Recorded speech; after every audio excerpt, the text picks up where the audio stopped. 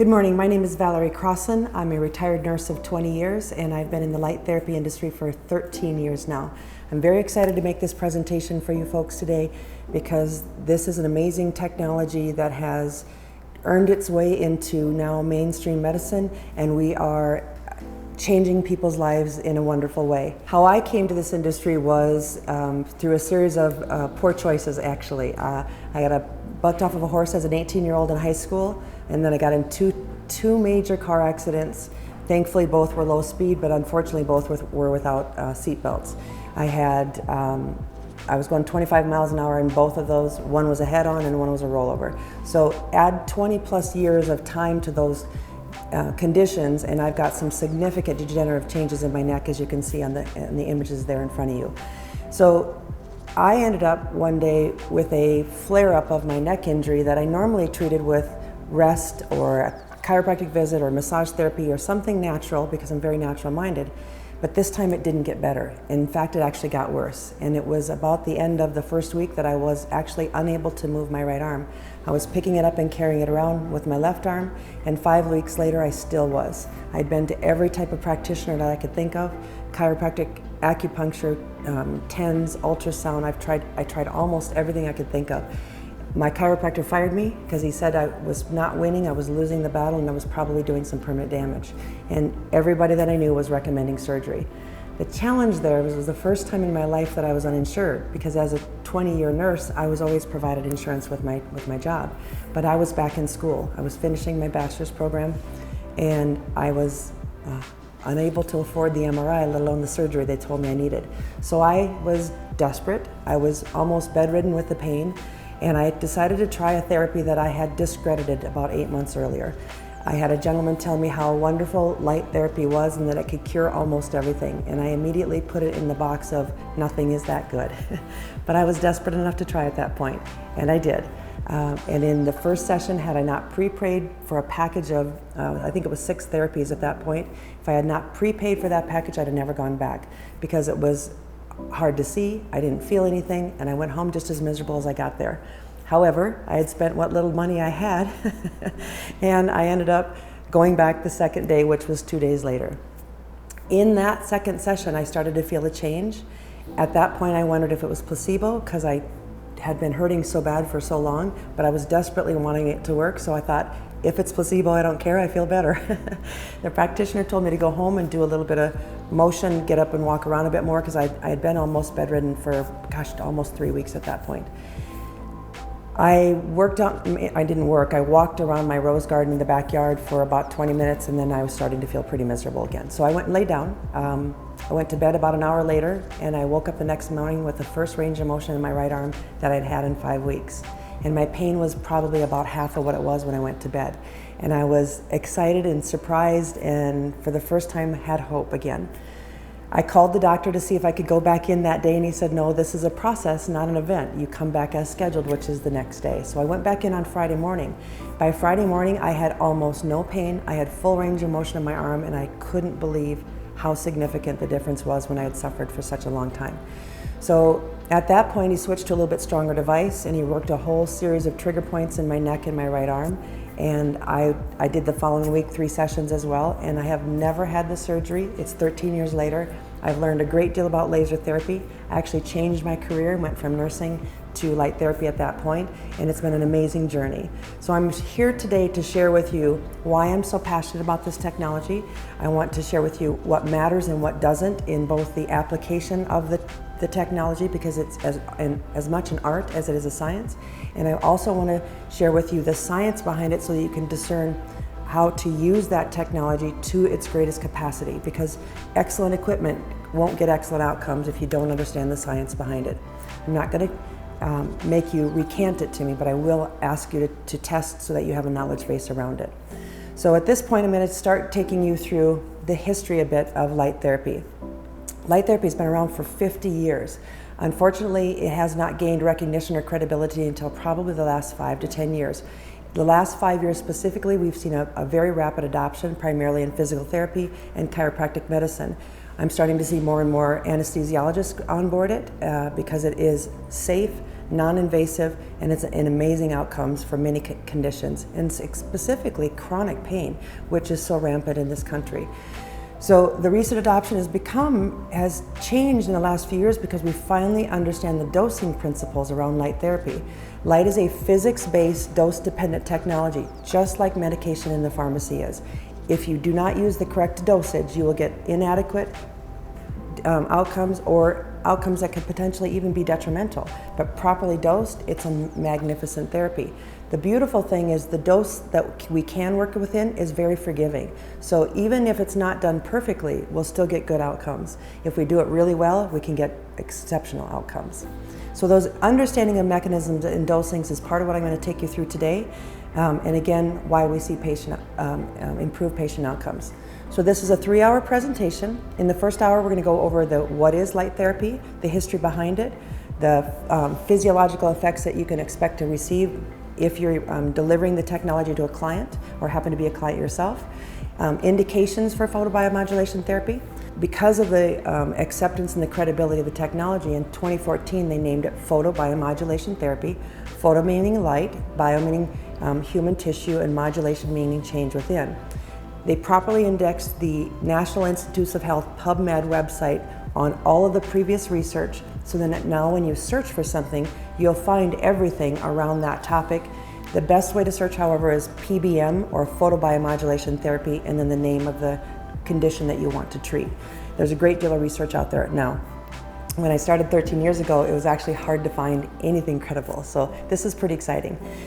So we will go over laser safety, contraindications and precautions, common delivery methods, how to explain it to your client in layman's terms, because it is a very science-based technology and we need to bring it down to layman's terms so that they can accept it and utilize it and want to utilize it. And then we're going to go through the techniques that we use to give optimal outcomes. The second hour of the presentation, we're going to go over the equipment itself, how to chat with the clients, get their feedback on the results that they're receiving, how to ensure their safety, the situations that when we would stop the therapy, or what I like to call outliers in the therapy, and then we're going to do a couple of demonstrations on camera. The last hour, I'm going to go through specific equipment setup.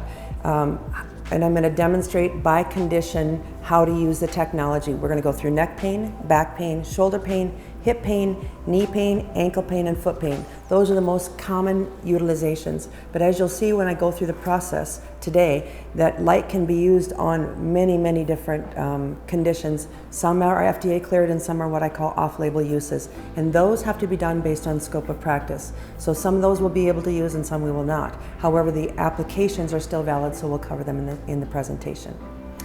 All right, the first thing we want to cover is, what is this thing? What is photobiomodulation therapy? As I mentioned, in photo being light, so it's the application of properly dosed light that are absorbed by chromophores, or specific receptor sites within the body, and they trigger non-thermal, non-harmful biological reactions within the cell at the cellular level, which result in a downstream cascade of improved cell health and, frankly, balancing of cell function, which result in therapeutic outcomes. A chromophore, if you're not familiar with that term, it literally means color lover. Chromo is color, and phore means to seek out or have an affinity to or to love.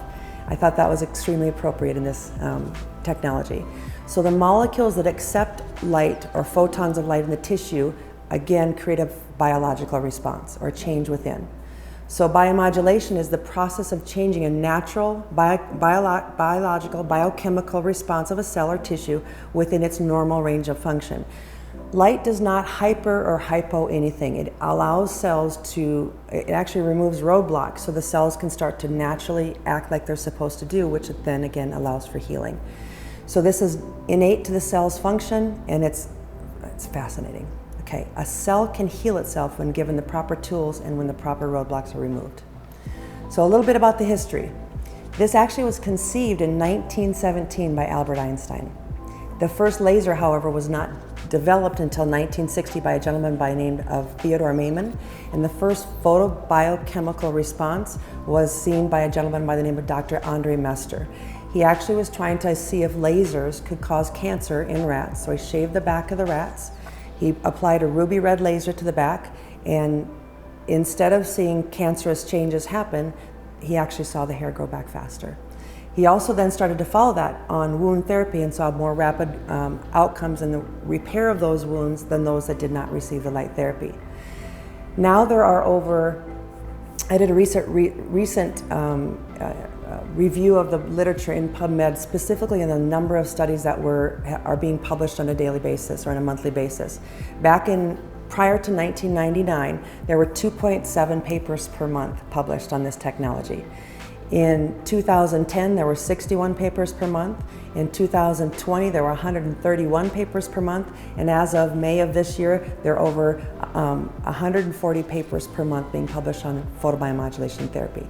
The reason that there are so many published is because light works at a cellular level. When we can remove the roadblocks, the cells start to heal, and we can legitimately treat any condition if we can reach it with the correct quantities and the correct dosing of light. And that's where light becomes, if you will, very complex. My goal today is to cover the complexity with you so that you understand it, but then also to make it so it's a very simple technology to operate, because if you have to do the math, you're never going to use the therapy or the equipment. So we make it so it's as simple as identifying the depth of the target that you're trying to reach with the light. All right, so first, the physiological effects of photobiomodulation therapy. So first, the physiological effects of photobiomodulation therapy. Our cells absorb red and near-infrared wavelengths.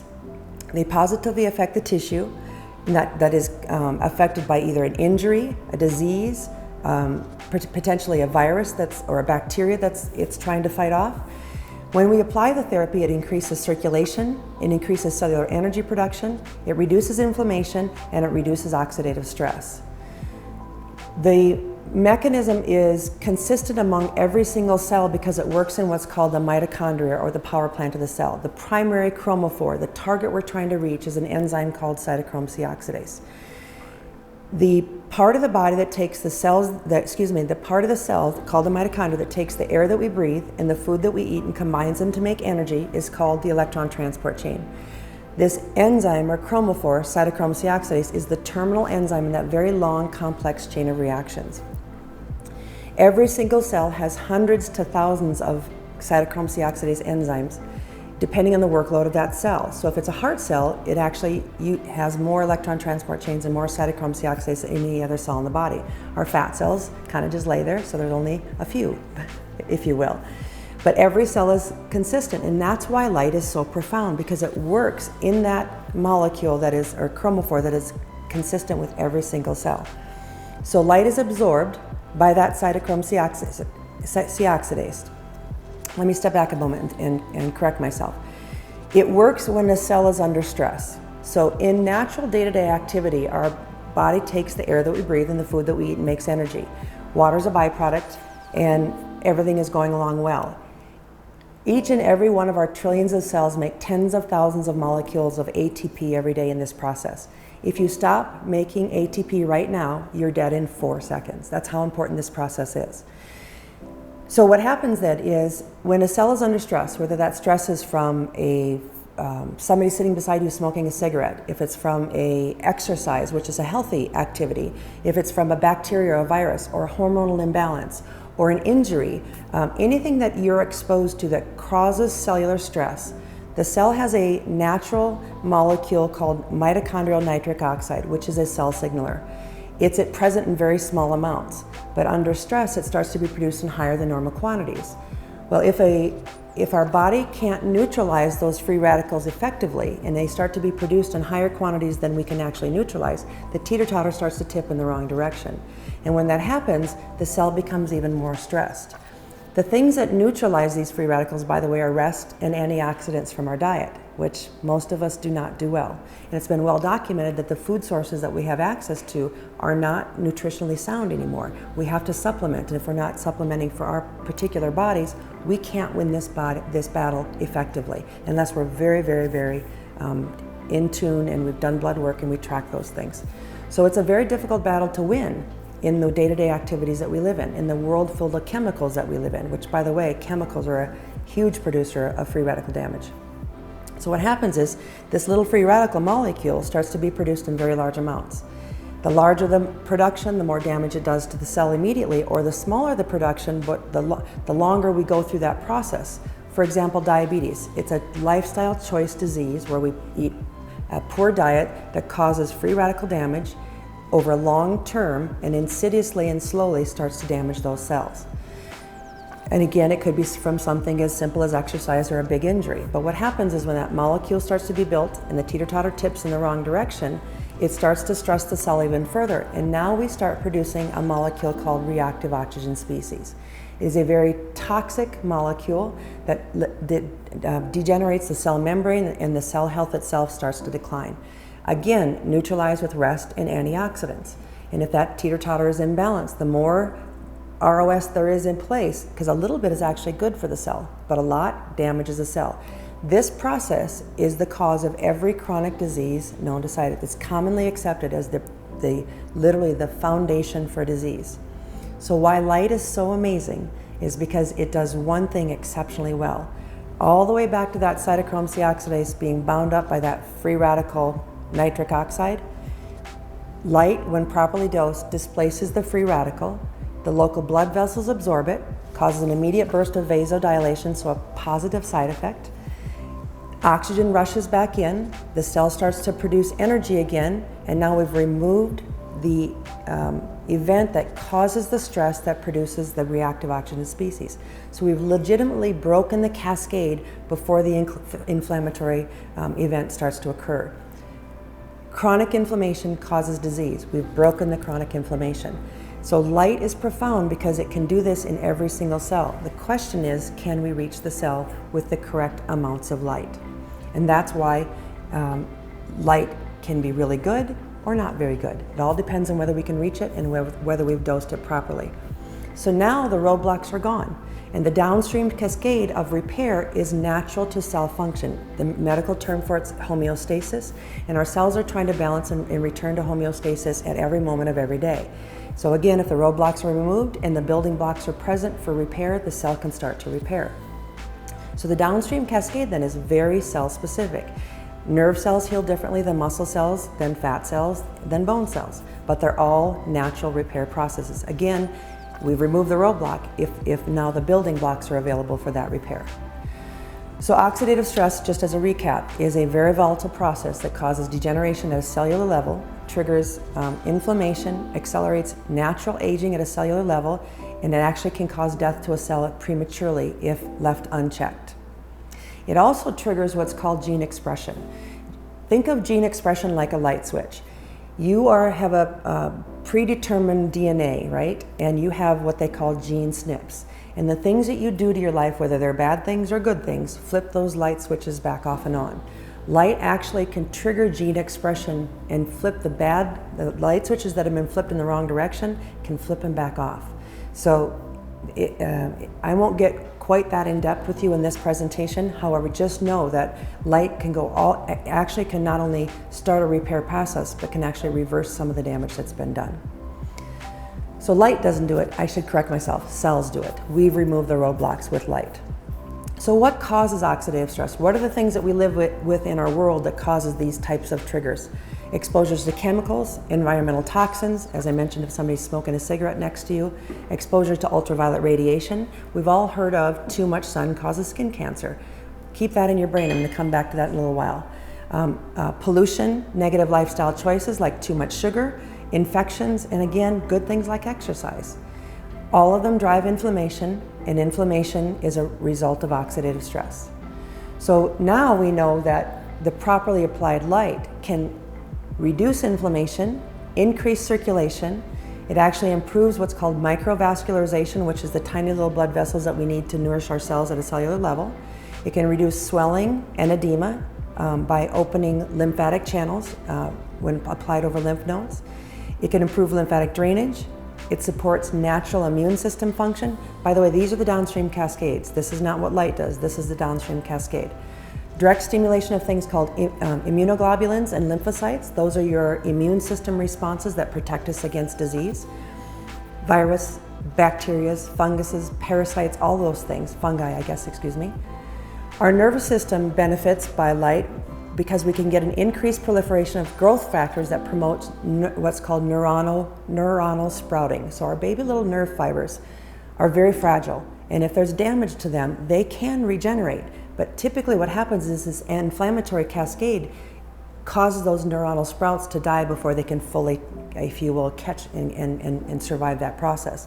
So if you can reduce that inflammation, those nerve sprouts can continue to grow, and we can see regeneration much more profoundly with light than without. One of the most budding, if you will, and growing areas of research around light therapy is neuroregenerative. There are schools of thought that treatment through the brain and any nerve pathway, whether it's central nervous system, brain, spinal cord, or nerves themselves, the significance in the ability of nerves to repair is such that this, if you will, systematic reviews of the literature and the researchers in this industry believe light therapy will be one of the most profound interventions for cognitive decline that we know. It's already statistically better than some of our primary medications that we are currently using. One anecdotal, it's actually a research article that I read, talks about specific pulsing of light. And this was not photobiomodulation, this was actually in a rat study with, they put rats in a box and they just pulsed that light at regular white light at 40 hertz. What they determined that it did is stimulate the immune cells in the brain that actually then began to consume the plaque that was building up in the blood vessels of the brain that are causing Alzheimer's and cognitive decline. So if we can put the combination of pulsing and photobiomodulation together, the potential for that is extremely profound. Another thing we can do with light, because nerves love light, is if we change that dose and take it from a stimulatory response to a photoinhibitory, which we're downregulating the cells, but we're not actually harming them in any way, we can use that to our advantage to downregulate nerve fibers, specifically alpha and C fibers, which are our pain fibers. They're very thinly myelinated, which means the sheath around them is very, very thin, which means they can absorb the light, we can downregulate them effectively, and we can actually create a pain relief that's temporary without the side effects associated with pharmaceuticals. So we can use that to our advantage as well. So again, dose dependent. Light also does things like increases cartilage production, stimulates osteoblast formation, so bones will heal faster, increases elastin and collagen production, which allows, well, elastin and collagen is in skin, it's in our joints, so it's kind of nice to know that our skin, it's a positive side effect again, but mostly it's used for joint function. We can increase fibroblast formation, which allows wounds to heal faster. And then again, some of the newer research shows that light can stimulate stem cell production naturally, again, within normal parameters, with enough quantity to be truly therapeutic. So those areas that we can't reach with light, we can potentially affect in what's called a systemic effect or a downstream cascade by stimulating natural stem cell production. So that's something I'll walk you through a little bit later today as well. So the indications for photobiomodulation therapy truly are from the top of your head to the bottom of your feet. We can work positively on brains. There's work around Alzheimer's, anxiety, depression, PTSD, suicidal ideations, traumatic brain injuries, with nothing short of profound outcomes.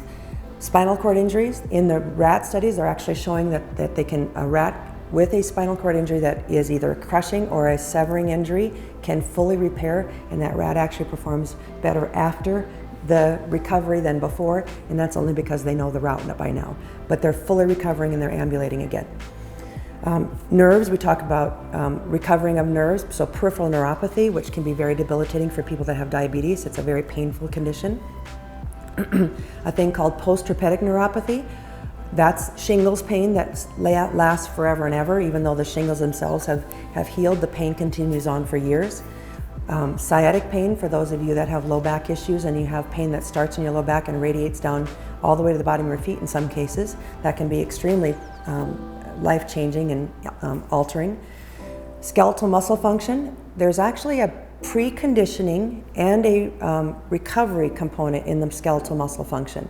They've shown if you pre-treat light, there's better performance, and if you post-treat with light, you recover faster. A typical recovery on a muscle that you take to muscle failure with exercise is 72 to 96 hours.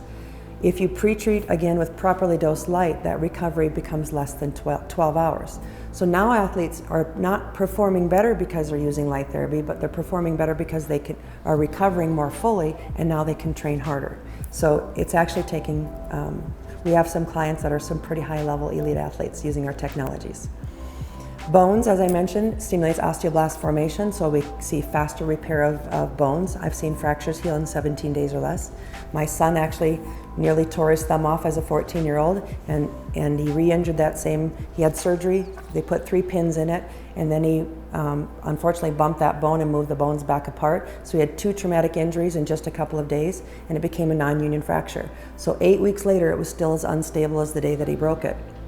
At that point, the cast came off and they put him in a brace. We started doing light therapy, and in 2 weeks, the surgeon released him for football. So that was pretty impressive. That was one of my aha moments, personally.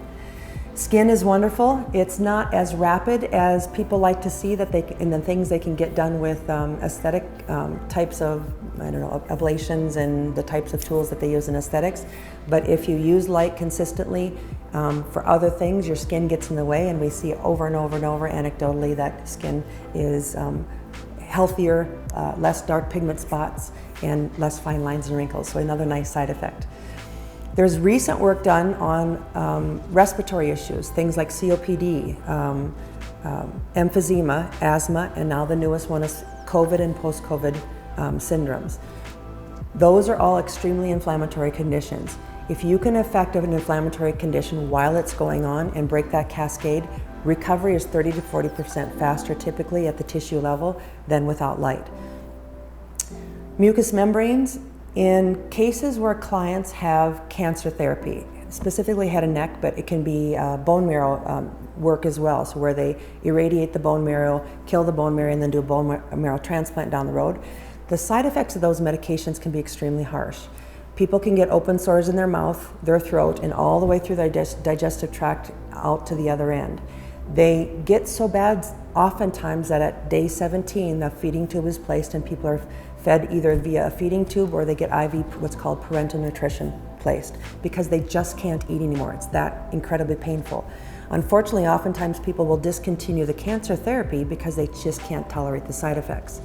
So now we know that if we can treat in conjunction with the medications that they're using, we can reduce the incidence of that oral mucositis. It's actually one of the strongest bodies of evidence around light therapy, is pre-treating and then treating concurrently the mouth and the mucous membranes, and those grade 4 open sores are oftentimes as low as 1 or don't break out at all.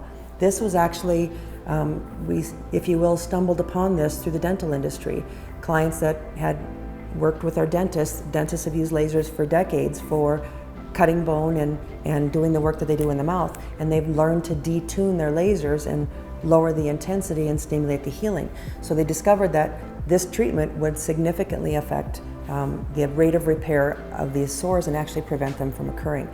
It's a completely underutilized technology, unfortunately, because of cancer incidence and the side effect incidence. However, it is the one area where light therapy is actually covered by insurance because there's just such strong evidence in this area. Lymphatic tissue. In the cases where people have cancer therapies and they've lost their lymph nodes, these arms sometimes will get extremely swollen and they're at risk for cellulitis, which is a skin condition that occurs because the circulation is compromised. So when we treat those lymph nodes, we will see decreased congestion in the lymph nodes, more lymphatic flow, and less swelling in those extremities, so again, less risk for cellulitis. So adjunctive care as well. There is new emerging work again indicating that if we can support the immune system function, which your lymphatic system is closely tied with your immune system. So if a client is getting cancer therapy and then receives light therapy between those courses of care, so cancer therapy and then during the break time they do light therapy, it supports their immune system function and keeps that immune system healthier, so that when they're all done with their cancer therapy, their recurrence rate of cancer is lower because the immune system has not been wiped out during the cancer therapy process, which has happened in the past. Light also works in linings of organs, interestingly enough. So endothelial linings, which is the blood vessel linings, linings of our bladder, linings of our mucous membranes or the linings of our mouth, things like that. They're specific, it's called endothelial cells that respond very strongly to light therapy as well. Again, allowing for reduced symptoms of conditions, things like sinusitis and cystitis, bladder. That cystitis stands for bladder inflammation. It's an incredibly painful disorder that changes quality of life. It increases synovial fluid production in the joint cells, or joint capsules. So more fluid means less friction and less pain. It's a wonderful side effect. Tendons and ligaments will reduce inflammation, so things like tendinitis. Ligaments, ligaments can get very, very tight. We can actually relax that tissue and again reduce pain through the relaxation of that tissue. And then fascia. Fascia is a very dense tissue that goes from the base of your skull all the way down to the heels of your feet in one long, amazing sheet. And when we can treat those areas that are caused, when the fascia gets tight and bound up, it causes a great deal of pain, and pain that can radiate into other parts of the body. So by treating those areas, we successfully reduce the discomfort that results from it. And lastly, muscles, which is, in my personal experience, pain that is rampant in this country originates typically with a spinal malfunction, or maybe it's a bone spur, or maybe it's a misalignment, maybe it's a compressed disc. Whatever the mechanical dysfunction is, it starts to cause pressure on the nerves, which then cause the muscles to create what's called trigger points. Trigger points are single fibers of muscle strands that spasm up and stay in spasm. It's not the whole muscle, but just these little points or these hard knots. When they stay in spasm, they start to produce lactic acid, and lactic acid causes muscle soreness. It's the same thing that we get when we exercise hard. We're sore for 2 or 3 days after that exercise. Well, these little individual fibers stay in contracture, build up lactic acid, and cause pain. The longer it's unresolved, the more trigger points it develop, and the more polymyalgia, which means poly is much and my is muscle and algia is pain. So diffuse muscle pain that can affect the entire body. So polymyalgia, fibromyalgia. One other thing I want to mention is things like the lymphatic tissue again, the immune system's response. Autoimmune conditions are a result of a dysfunctioning immune system.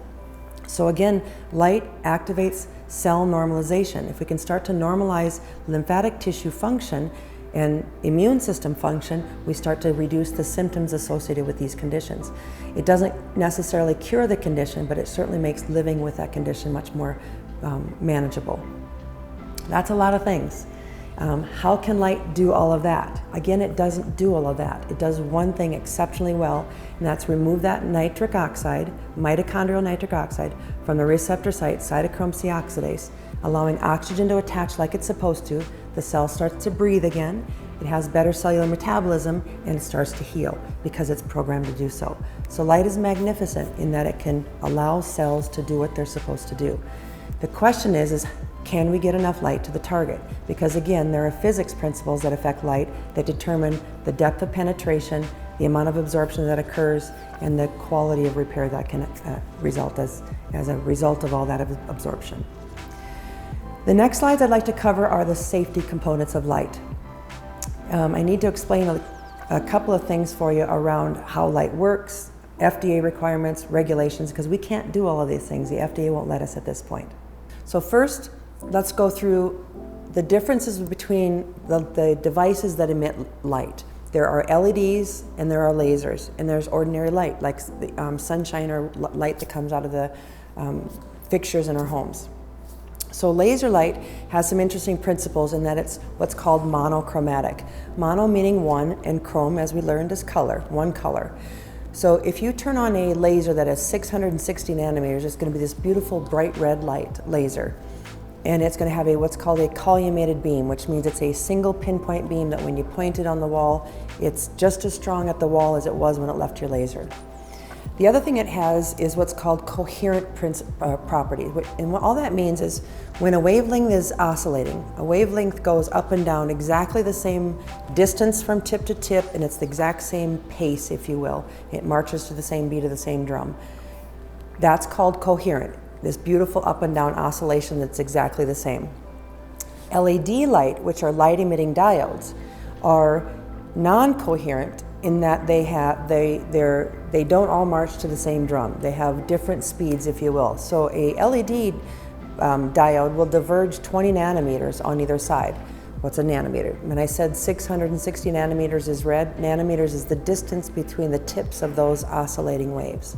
So an LED will be, a 660 LED will be 640 to 680 nanometers. Why is that important? It's not as pure of a light source as an LED is, or a laser is. However, the non-coherent part is not terribly, it hasn't proven to be a problem in light therapy, because once light enters the tissue, it loses its coherent nature and scatters in every direction anyway. So that's not really a problem. The color is the important principle that we're learning there. It's also directional, which means when you point an LED, it goes in one direction. It slightly diverges, however. A laser is pinpoint and an LED slightly diverges, kind of like a flashlight beam. Ordinary light is actually a mixture of all of the colors. It appears to be white light, but it actually has every color in the spectrum in it. It's called the electromagnetic spectrum. And it goes from gamma rays all the way to radio waves and everything in between. So it's a full color spectrum, and again, non-coherent. They don't march to the same drum. Those are important when it comes to the manufacturing side and how light actually reaches the targets, and we'll go through that a bit later. The safety side of light is lasers, because they're collimated beams and they're pinpoint. The FDA rates safety around lasers as to the risk or hazard to the skin or the eye, and more specifically the eye, because at the skin we have the sensation of nerves and we can pull away if something's too hot. But our eyes can take a beam and focus it down 100,000 times smaller than when it leaves the aperture itself. So the safety around lasers, and not LEDs because they're divergent beams, but lasers because they're pinpoint beams, can actually cause harm to the retina at the back of the eye. So safety goggles are mandatory around any Class 3B or Class 4 laser. Well, what does that mean, Class 3B and Class 4? Safety classifications by the FDA are specifically the risk to the skin and the eyes. They range from 1 to 4. There was an older rating scale, and the newer rating scale now goes 1, 2, 3A, 3B, and 4. Anything that's a 3B or higher is typically used as a therapy device. They range from 3B ranges from 5 to 500 milliwatts per individual diode, and Class 4 ranges from 500 milliwatts to, goodness, as high as, you can go as many watts as you want to in a laser. Lasers can be extremely powerful in the applications for industrial use. But in therapy lasers, they tend to be, there's a couple of devices out there that have 30-watt individual diodes, but most of them are anywhere over 500 milliwatts is the classification of Class 4. So this is important. Remember when I said earlier there were over 80 names for light therapy devices? Well, they used to name Class 3 and Class 4 and use them as marketing terms. They have nothing to do with efficacy or tissue outcomes. They have only to do with the quantity of light emitted and if you will, the intensity of light. That 500 milliwatts to or less is 3B, and over 500 is 4. That's what you need to remember there. The Class 3B and Class 4 are both strong enough devices. Anything over 5 is strong enough to damage the back of the retina. So that's why goggles are mandatory with Class 3B and Class 4 therapy lasers. Now, technically, it's the collimated beam that makes them dangerous. Therapy lasers deliberately diverge the beams to increase the safety, reduce the intensity, and improve tissue outcomes. So the risk is not as risky as it sounds, but it's still important that goggles be worn at all times. It also means that Class 3B and Class 4 are the practice of medicine. There is a risk, an inherent risk in the utilization of those, so it's in every state in the nation. The FDA has identified laser and laser therapy as the practice of medicine, and then kicks that down to the state to determine who can operate a laser. That's too big of a topic to go through here. There are specific it's also differentiated by scope of practice. So if you're a practitioner in X state, you need to go to your particular board and say, can I run a therapy laser under my license?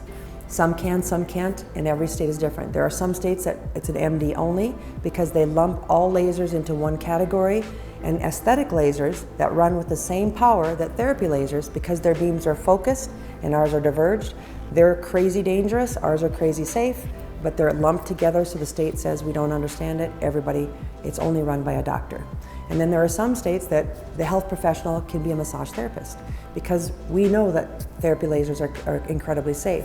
when properly trained by the manufacturer that delivered them or developed them. So it's important that you know your scope of practice in your state.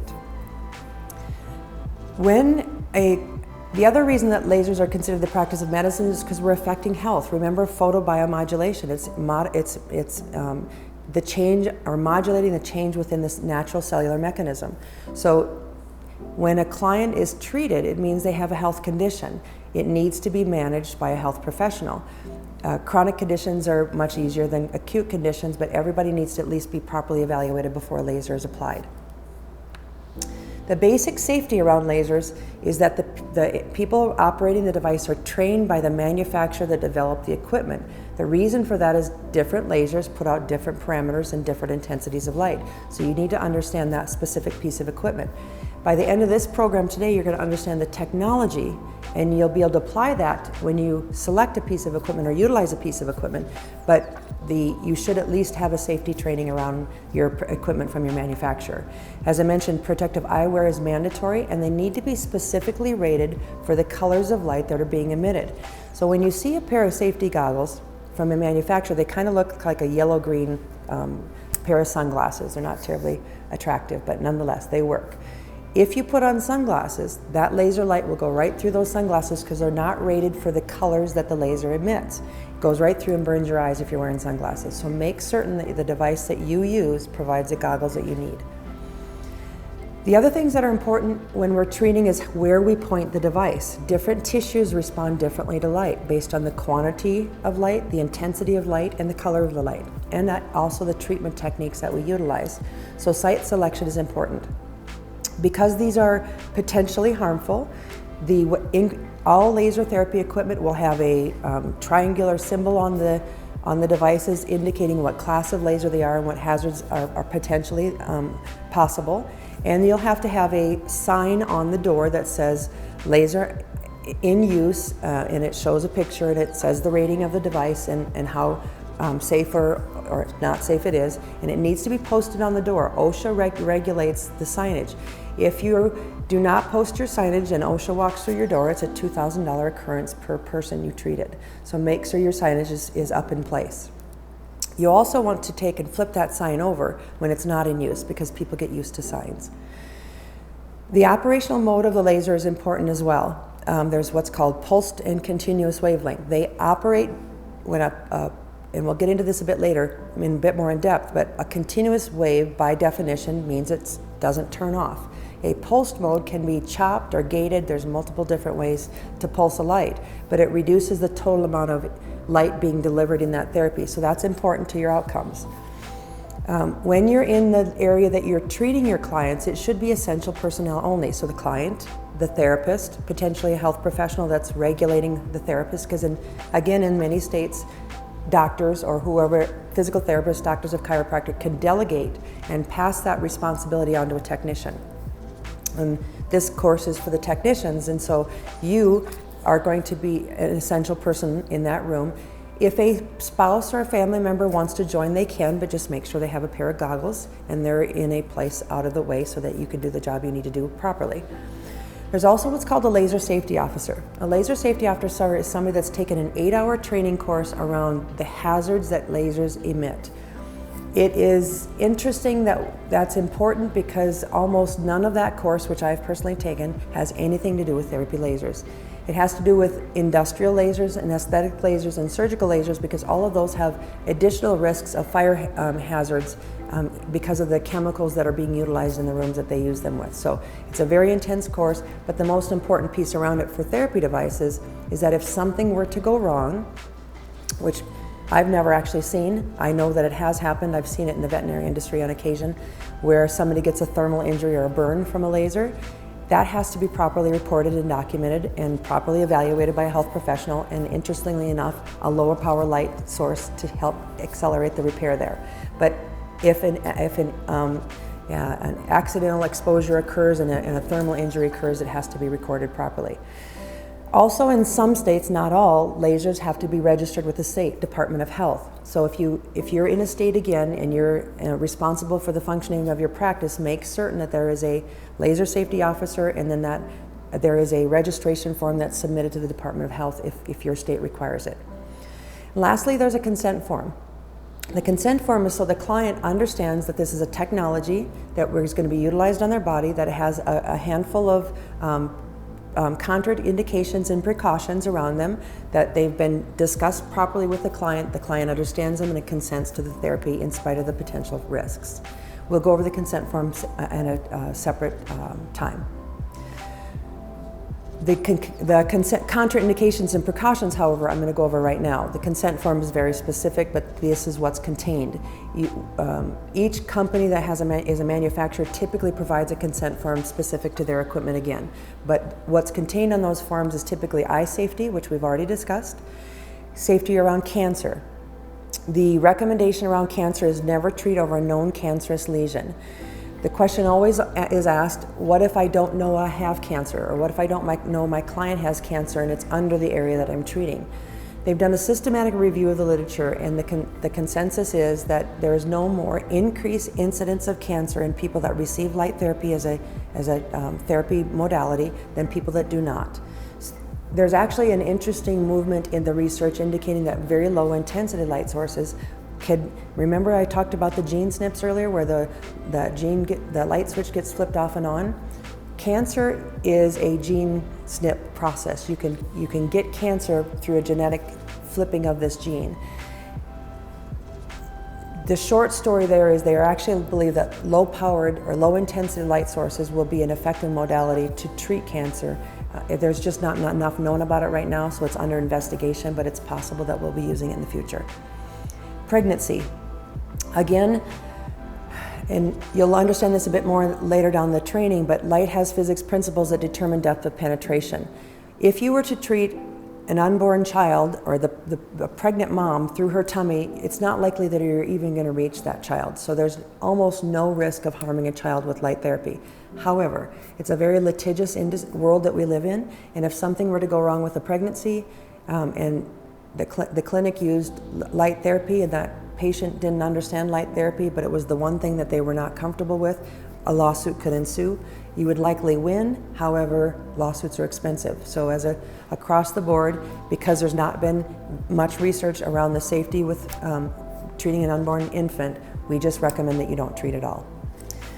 Light cannot penetrate through clothing. So if you are being treated through a shirt or a pair of blue jeans or a pair of shorts, have your therapist go to a training course, because you cannot put light through it. And there are some companies that claim you can, and it's proven that 90+% of light are absorbed in the material and the colors in that material and do not penetrate to the other side. So if you're working with 10% or less of your medicine, you're not going to get much for outcomes. So those are the contraindications. Precautions are things that they can be in place and we can still treat with light therapy, but we just need to inform our clients of the potential for risk, and then they get to decide yes or no. By the way, because there are clients that want to use light therapy, let's say a cancer victim has a lot of pain, and laser is incredibly effective at pain management. In that case, you would send that client to their oncologist and get permission from the oncologist to use the light therapy for their pain management. You just have to pull in the overriding practitioner in that topic. So precautions. What are the various places we have precautions around light? Again, additional information needs to be gathered. So if somebody has plates, pins, metals, or implanted devices, there are no contraindication for lasering over top of those devices, because light is photochemical. It is not photothermal in a therapy device. Also, there are physics principles that even reduce the potential for thermal. So you can treat over stitches, you can treat over staples, you can treat over cages, you can treat over pins and plates if somebody's had a fracture. The implanted devices that I would avoid would be a defibrillator and a pacemaker, mostly because your clients are going to be cautious and a little bit worried about it, so just leave it alone. You don't really need to mess with that area.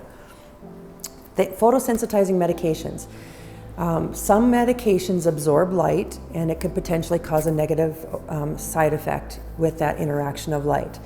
Retin A, for example, is a medication used for the skin that they recommend people don't go into the sunlight. Well, that's UVA and UVB wavelengths that photosensitize that medication. As you'll learn in a little bit, light therapy devices use non-ionizing wavelengths, which are in the red and the near infrared ranges. They are not in the UVA and UVB. So retin-A is not a contraindication, but clients will sometimes think of it because when they get that medication, they're cautioned that it's a photosensitizing medication. St. John's wort, same thing, doesn't cause any trouble. So what you ask your client is if they want to use the therapy, what you do is you do a test spot. You identify an area on their body that if there is a reaction, it's a small area. We test that area with a small dose of light. They go home for the day and they come back. If there's no reaction, we can start doing our therapy. Tattoos. Tattoos are interesting because they have a lot of ink. Ink is typically dark, usually black or dark green, lots of colors out there, but color absorbs light. It's also a chromophore and absorbs light very rapidly. The more rapidly light is absorbed and the more quantity of light being delivered, the hotter that gets. So if you laser over your skin and there's no tattoo and it's just gently warm or no warming whatsoever, and you go over top of tattoo, it can get hot just like that, especially if you pause on that tattoo. So this is where our treatment technique come into play, because we can effectively treat over a tattoo, but you have to be extremely careful. If a person has a recent surgery and you're treating around that surgical site, there are things called steri-strips, which are little pieces of tape with adhesive underneath them. When you're treating with a class 4 laser or even a class 3B and you're treating with more energy, the higher side of energy, it actually can warm the glue up and cause that glue to get hot, and that then can potentially cause a burn on the skin. It's not the laser, but again, a photochemical response. So we don't want to treat over steri-strips. Age. The question mark around light therapy has been for years, will light affect growth plates? I've never seen it in the literature, I've never seen an incident of it, and when my son tried to tear his thumb off, it was right next to the growth plate, and we took x-rays every week to see if that growth plate was affected by the injury. It was perfectly fine, but as soon as he finished and we started treating, there was absolutely no problem with that growth plate. Light normalizes cell function. It doesn't hyper or hypo it. So it's not likely that it's going to affect a growth plate negatively. That was old school precautions when we didn't understand light as well as we do now. However, that's because age, if their growth plates are affected, they're kids, which means you have to have consent from the parents to move forward. And if you're not sure then, have the doctor that's overseeing that injury make the call, just to educate them a bit on the science of light, because it should be no problem whatsoever. So those are your precautions and contraindications around light. Now, FDA approval versus clearance, that's another topic people confuse. So we talked just now about FDA classifications, which is the class 1 through 4 and the safety of light. Now we're going to talk about approval versus clearance. So when you hear FDA approved, that's medications and foods, that is not equipment. Equipment is cleared or registered. So if it's a class 3B or class 4 device, it will be registered, it will be cleared with the FDA for particular indications for use. If it's a class 1 or class 2 device, it's registered because they're inherently safe and there's no harm that can come from those, do not require prescription or medical supervision, but they still have their own group of things that we can treat because the FDA says we can. So a clearance or a registration is the FDA giving us permission to use it on particular conditions. And we've already discussed all the things that light can positively benefit via the research that's out there in clinical trials and clinical studies. However, we cannot, under scope of practice, if you're a massage therapist, treat for traumatic brain injury. It's not under your scope of practice. Plus, the FDA has not cleared photobiomodulation therapy as a indication for use that you can bill insurance, right? So even though it works, we're not allowed to treat unless you're a medical doctor and that medical doctor delegates it, because a medical doctor can use things called off-label use. They can use whatever they know to work on a condition based on their extreme education and their experience. They can make the call, but it's under their license. So if they tell you to do it, you do it properly, and something goes wrong with that client goes back to the doctor. That's the chain of command, if you will. So FDA cleared uses are musculoskeletal conditions, muscle spasms, reduction of inflammation, temporary relief of minor joint pain and stiffness, the temporary relief of minor pain and stiffness associated with arthritis, and temporarily increasing blood circulation. Let me say those again. Relaxation of muscles and relief of muscle spasms, reduction of inflammation, temporary relief of minor muscle, joint aches, pains, and stiffness, temporary relief of minor pain and stiffness associated with arthritis, and temporary increased blood circulation. You didn't hear me say any, except for arthritis, you didn't hear me say fibromyalgia, chronic fatigue, tendinitis. You didn't hear me say any diagnosis, because we don't clear diagnoses, we clear mechanisms of action. And so these are the things that light therapy devices are cleared for. So if you have somebody that comes in and says, can you treat my X, whatever X is, you ask yourself clinically, would it improve with reduction of inflammation? Would it improve with increased circulation? Would a little pain relief be helpful? Would releasing some muscle spasms be helpful? The answer is probably yes on most conditions. But again, scope of practice. As a massage therapist, you can't treat traumatic brain injury unless your doctor indicates that you can, and that's a state that he can delegate. So make sure that you're compliant based on your state regulations and the FDA clearances. It's also how we document. You can't document you treated a disease. You document you treated an area and you used X amount of light for X amount of time, and in a condition that your doctor indicated you should treat for. So it's all important how we say things. Now, we've talked primarily to date about lasers, class 3B and class 4 lasers. We talked briefly about LEDs as well. So the devices that now treat come in two groups: spot therapy devices, which are typically lasers. There are spot LED devices as well, and there are full body delivery systems, and those are exclusively LEDs, because you can't put that many lasers in a device and not over-treat the whole body. So light has this, and we'll go into this a bit deeper, but light has this wonderful thing called a biphasic dose response.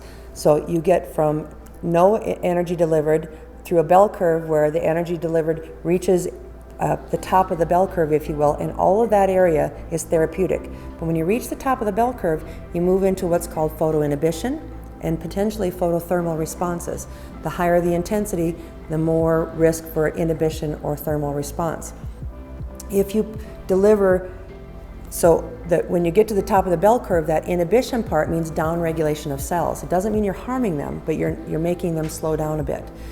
We can use that to our advantage in pain management, but we certainly don't want to put the whole body in that's a lot of light being delivered. If it was coming from a laser, it could potentially be an inhibitory. So full body devices are always all always all LEDs. Therapy lasers or therapy devices, spot therapy devices, are typically lasers. The most effective devices are lasers because they emit significantly more quantities of photons to be absorbed and initiate that cascade of healing.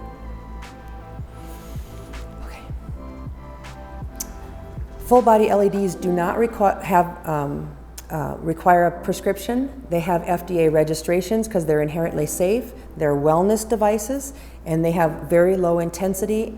No matter how many LEDs are there, they're extremely low intensity. Therefore, they can be utilized for wellness and improving tissue health in the whole body without risk.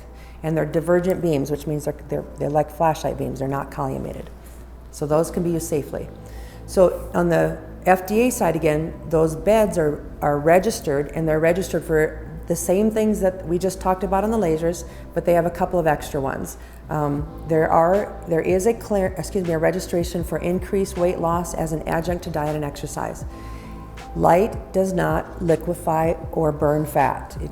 It doesn't do that. Light increases cellular metabolism because the cells are getting healthier, and when that cellular metabolism increases, it starts to burn up the extra stores of fat if there's a demand for it. So light beds are not weight loss products. Just want to make that clear because there's a lot of misinformation out there. There's one that's called redevelopment of muscles and restoration of motion to joints. Those are the registrations for full body devices. And that's, again, wellness again. So we don't need a prescription. Okay, and in full body devices, clothing is contraindicated as well. There's one extra contraindication in full body devices that are not in spot therapy devices, and that's steroids or immune suppressant medications.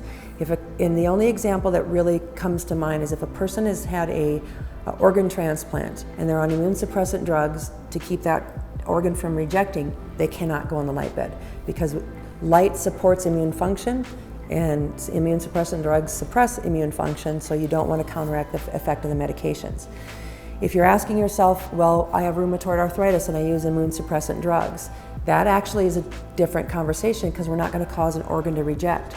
Oftentimes, again, in conjunction with health professionals, and you're using a full body light bed device, by breaking the inflammatory cascade and triggering healing and supporting natural immune function, those medications can actually be weaned down and sometimes completely eliminated. So that's done in conjunction with a health professional.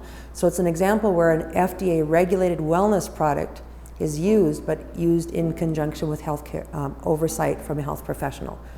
Okay, so it gets a little complicated there, but I think we've got it pretty well covered.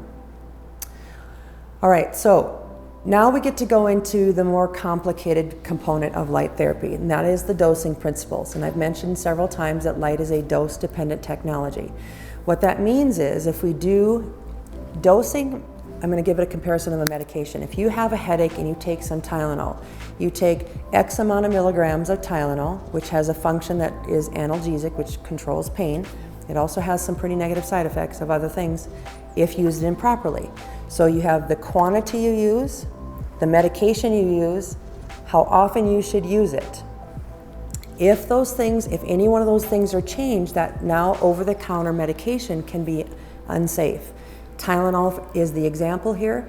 If you use too much Tylenol, it's actually the #1 cause of liver failure in emergency room settings, where people come in overdosed on Tylenol and they unfortunately affect the health of their liver and potentially sometimes die over that.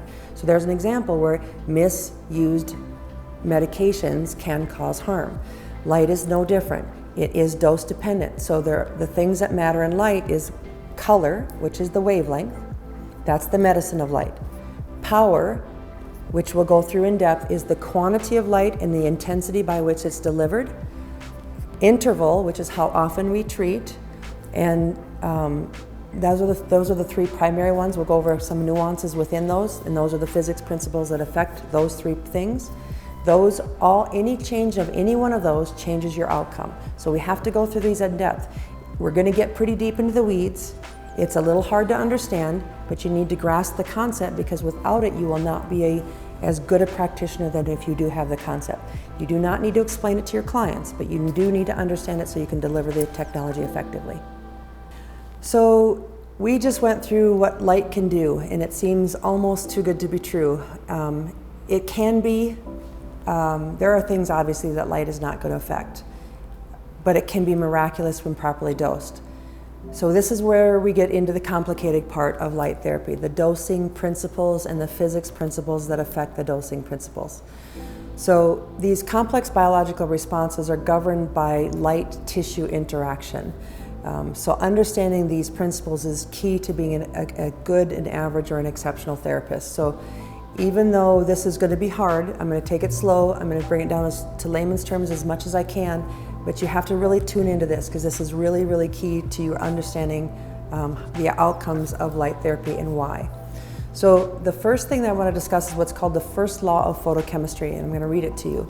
The first law of photochemistry says light must be absorbed by a compound in order for a photochemical reaction to take place.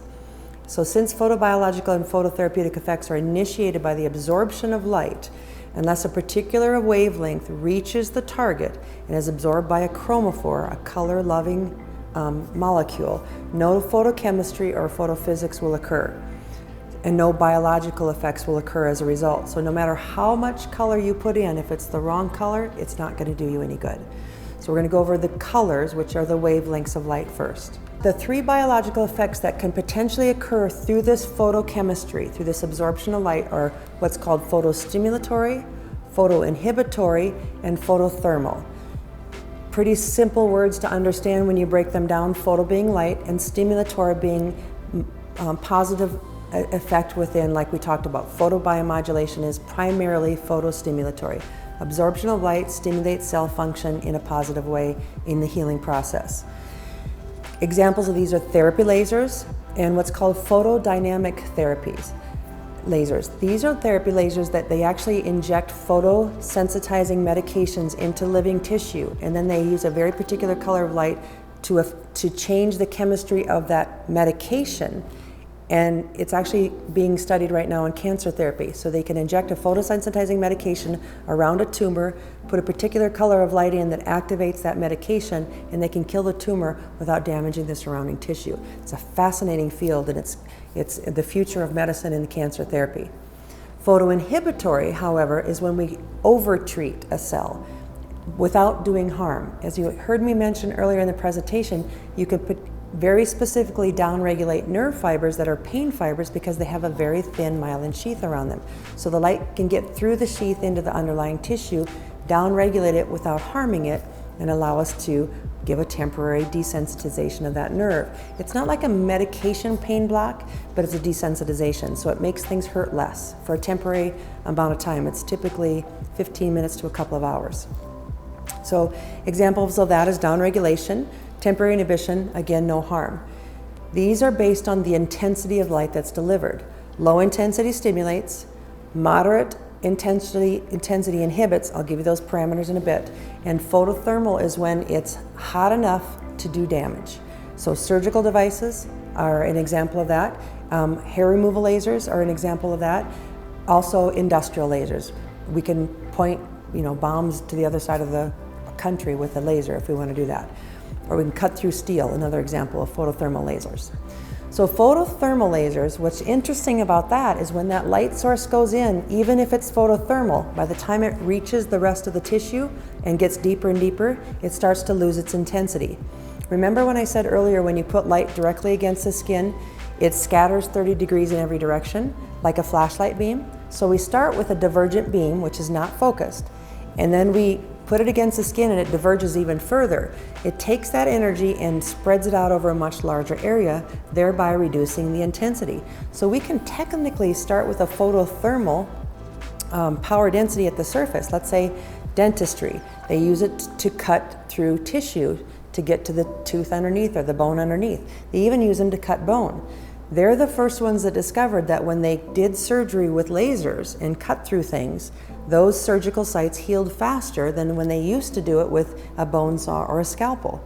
Well, why is that? Because light gets weaker as it goes deeper into the tissue. It moves from photothermal to photoinhibitory to photostimulatory. So we can use that to our advantage when we use therapy lasers, as long as we calculate that properly. So dose dependency. We're actually delivering sometimes photoinhibitory and photostimulatory light at the same time. It just changes as it travels through the tissue. So what was interesting in the early days of research around light therapy, remember way back in the beginning I said that the first laser was a ruby laser. It was a very low powered, ruby was the medium that they used. So different mediums or different elements in our big table of elements can be used to create different colors of light. And ruby makes a red laser. And so this ruby laser was very low intensity. So thank heavens, the first time they used it, they did not cause cancer. They instead stimulated tissue repair. The hair grew back faster and the wounds healed faster. But later, when they were trying to get more light to deeper targets, because those were very shallow targets, they just turned the power up. That makes sense, right? We just put more light in. Well, turning the power up increases the intensity, and that intensity downregulated and inhibited and sometimes was photothermal. And so the studies started to fail. So that's when the phrase investigational was coined, and insurance companies started to refuse to pay for laser therapy because not all devices were providing photostimulatory responses. Makes sense. But what happened then is it took a long time to figure out what physics principles actually affected how the tissue interaction occurred. So there was this lag in the research of, we know that it's photobiologic at this intensity. How much is too much?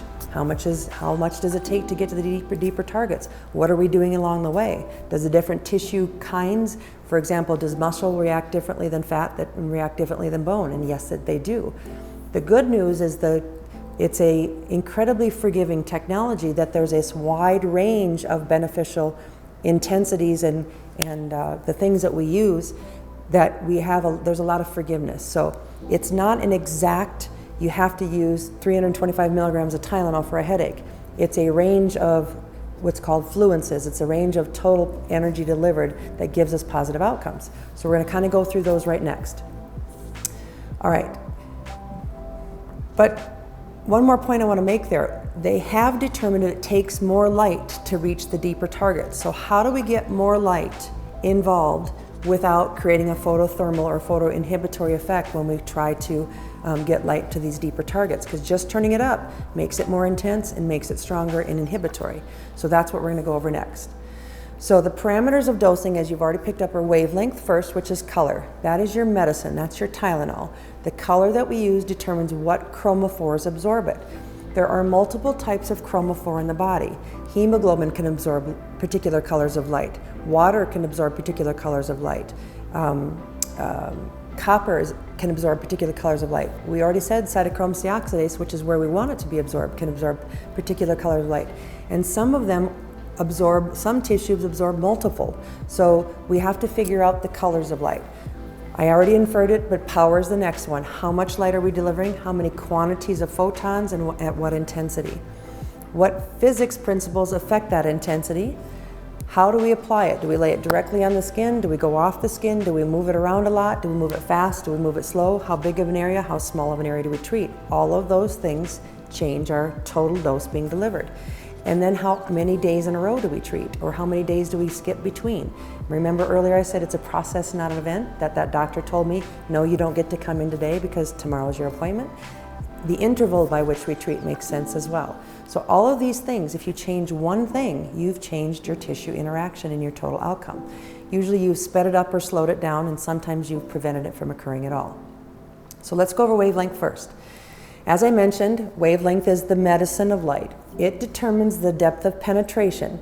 So if I use a particular color of light and I deliver exact amount or exact watts, watts is the measure of energy, so how much light I'm being delivered, how many photons are being delivered. Some light will absorb only in the top layers of skin. Green, for example, has almost no depth of penetration. It gets used up in other chromophores, therefore it doesn't go very deep. Red is an amazing color in that it has a high action spectra. The cells love it. There's a lot of absorption cytochrome C oxidase, but it also gets used up in hemoglobin and melanin. Melanin is the color of the skin, so it's a relatively shallow penetrating color because it gets used up because there are multiple chromophores in the body for it. There's what's called the electromagnetic spectrum. And I mentioned earlier, it goes from all the way from X-rays to far infrared wavelengths, gamma rays technically, to far infrared wavelengths. So let's go over that just briefly. So in the beginning of the electromagnetic spectrum, you have gamma rays, X-rays, ultraviolet rays, and then you start moving into your visible colors. Ultraviolet, X-rays, and gamma rays we know are damaging wavelengths. Too much of those can cause harm to our tissues. Why is that? They're called ionizing wavelengths. They actually cause, at the atomic level of the cell, there's the bands that circle the atom, and they have the paired electrons on those bands. It causes those electrons to get excited and bounce back and forth between the bands. As long as they don't bounce off and spin away, that's okay. It's called cell excitation. We do that on purpose. But when it spins away, like an X-ray or gamma ray, causes those electrons to spin away and spin off, it creates free radical damage. And remember, free radicals are the things that cause harm to the cells. So we do not want ionizing wavelengths because they are harmful to the cell. The more we deliver, the more harmful it is. I don't know if you remember this, but when my parents were young, they used to use X-rays on the feet to determine shoe size. Well, they unfortunately determined that years later they were causing cancer in the bones of the feet. So that's when we learned that ionizing wavelengths were harmful. Early, that wasn't when, but that was early on. The point being made, too much of a bad thing causes a lot of problem. So we don't use ionizing wavelengths in this technology because the word radiation applies to both ionizing and non-ionizing. So non-ionizing wavelengths are in the wavelength parameter that is larger than 400 nanometers, which is your purples, your violets, and to the right, so all the way up to the far infrareds. So you go through visible spectrum, near infrared, and then into the far infrared. The accepted range of wavelengths that are affected in photobiomodulation therapy are 600 to 1100 nanometers. Outside 1100 nanometers are your far infrared wavelengths. There are far infrared therapy products out there They primarily absorb water, causes molecule vibration, so the water molecules start to vibrate. When they vibrate, they produce heat, and heat creates increased circulation. That's how infrared saunas work. But photobiomodulation does all the things we talked about before, breaks the cascade that causes the inflammation that actually causes the damage to the cells. So we want to use this very narrow band of light, 600 to 1100 nanometers. So in that 600 to 1100 nanometers, the most commonly used colors are red, which is the 600 ranges. So red is an amazing color because the cells love it. There's a lot of absorption in cytochrome C oxidase, but as I mentioned earlier, there are multiple chromophores, so it's a relatively shallow depth of penetration. I believe red goes not much more than 1 centimeter deep. Green doesn't go past the top layer of skin, so it's not utilized very often. Ultraviolet or the purple colors get used on occasion in blues, but not very often in photobiomodulation because they're too close to that ionizing window. Then we move into the 700 nanometers, so from 7 to 800 nanometers. There's almost no photochemical response for photobiomodulation with the 700 nanometer wavelengths, so you don't see that color used hardly at all. Then we move into 800s. What's wonderful about the 800 range is it's the deepest penetrating color of light because it has almost no other chromophores that it's absorbed in, a little bit of melanin, but mostly cytochrome C oxidase. And it has a high action spectra. Much of it is absorbed in cytochrome C oxidase, so it stimulates the chemical response we're looking for. So it's positive because it has both high absorption rate in the cytochrome C oxidase, which allows for high action spectra. And then it doesn't have other chromophores, so that means it goes pretty darn deep. So how deep does light go? 6 centimeters with enough quantity to be therapeutic or effective. That's 6 centimeters. 3 fingers deep is pretty close to 6 centimeters on the average hand. The next range then is the 900 ranges. As we enter into the 900 ranges, we start to see more and more water being an absorption chromophore. As I mentioned earlier, anything outside 11 has extremely high water absorption. So it starts in the 900s. So the further you move up in the 900 ranges, the more water absorption occurs. Well, as human beings and animals, light is used in equine therapy and small animal therapy as well. There is a lot of water in our tissues, in our hemoglobin, our lymphatic tissue, so there's a lot of water in us. We're 60-some% water, depending on who you're talking to. So the higher that number gets, the shallower the depth of penetration gets because it's getting used up relatively quickly again, especially if we're over muscles. If we're over bone or just skin and bone, like say an elbow, a tendon in an elbow, or the skull, there's not much loss of light because there's not much muscle tissue where the water resides. So we have to think about where we're treating too. The more muscle there is, the more those colors get used up pretty quickly. And then we start moving into the 1000 plus, and it continues to rise because we have more and more water absorption. And then interestingly enough, when we hit the number 1064, for whatever reason, that does not have high water absorption, and the depth of penetration drops right back down again. It's fascinating, and I honestly don't know why. But it's when people think of color of light, they think it gets shallower based on how big the number is. It's not like that at all. It goes red to the 800s, up to the 900s, 1064, and then back up through the far infrareds again. So the depth of penetration changes based on the color. So we need to have equipment that has good colors because we need high action spectra, absorption in cytochrome C oxidase, and good depth of penetration. So the most common color used is 810. Anywhere in the 800s is good. The next most common used color is the 900s. Even though there's a water absorption, another place there's a lot of water in the body is the cell membranes. Cell membranes are half fat and half water. We now know that the absorption in the water part of that membrane increases what's called the redox potential in the cell membrane. The redox potential is the electrical gradient, so it has to be balanced so the gates that let things come and go in and out of the cell open and close more naturally. So that's actually an extremely important color. Even though it doesn't go as deep, we still want to use it because it has a very high action spectra. And then we move again into, once we hit that 1064, we have high action spectra and good depth of penetration because there are fewer chromophores that absorb the light. So those are the most commonly used colors in photobiomodulation therapy that are effective. We already discussed ionizing versus non-ionizing. These are all non-ionizing wavelengths. They stimulate repair. They do not cause harm to a cell. And the action specter is how much function happens once it's absorbed, or how much light is absorbed inside a chromatin C oxidase. So those things are all key, and they need to correspond for good therapy. All right, the next thing and the most complicated thing on light therapy is the power topic, because there are multiple words to represent power and multiple combinations of those to represent dose. So I'm going to go over them slowly and briefly, and then I'm going to pull it all together by giving you some examples.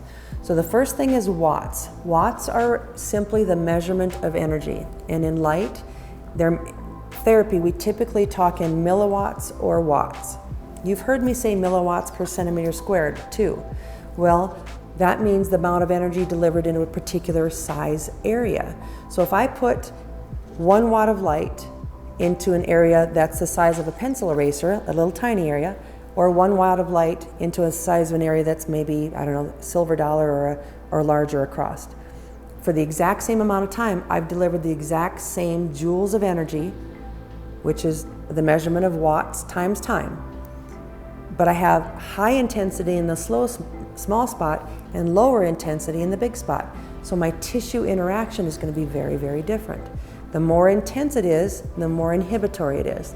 The more diverged that beam is, or the larger treatment area is, the weaker that beam becomes and the more therapeutic it becomes.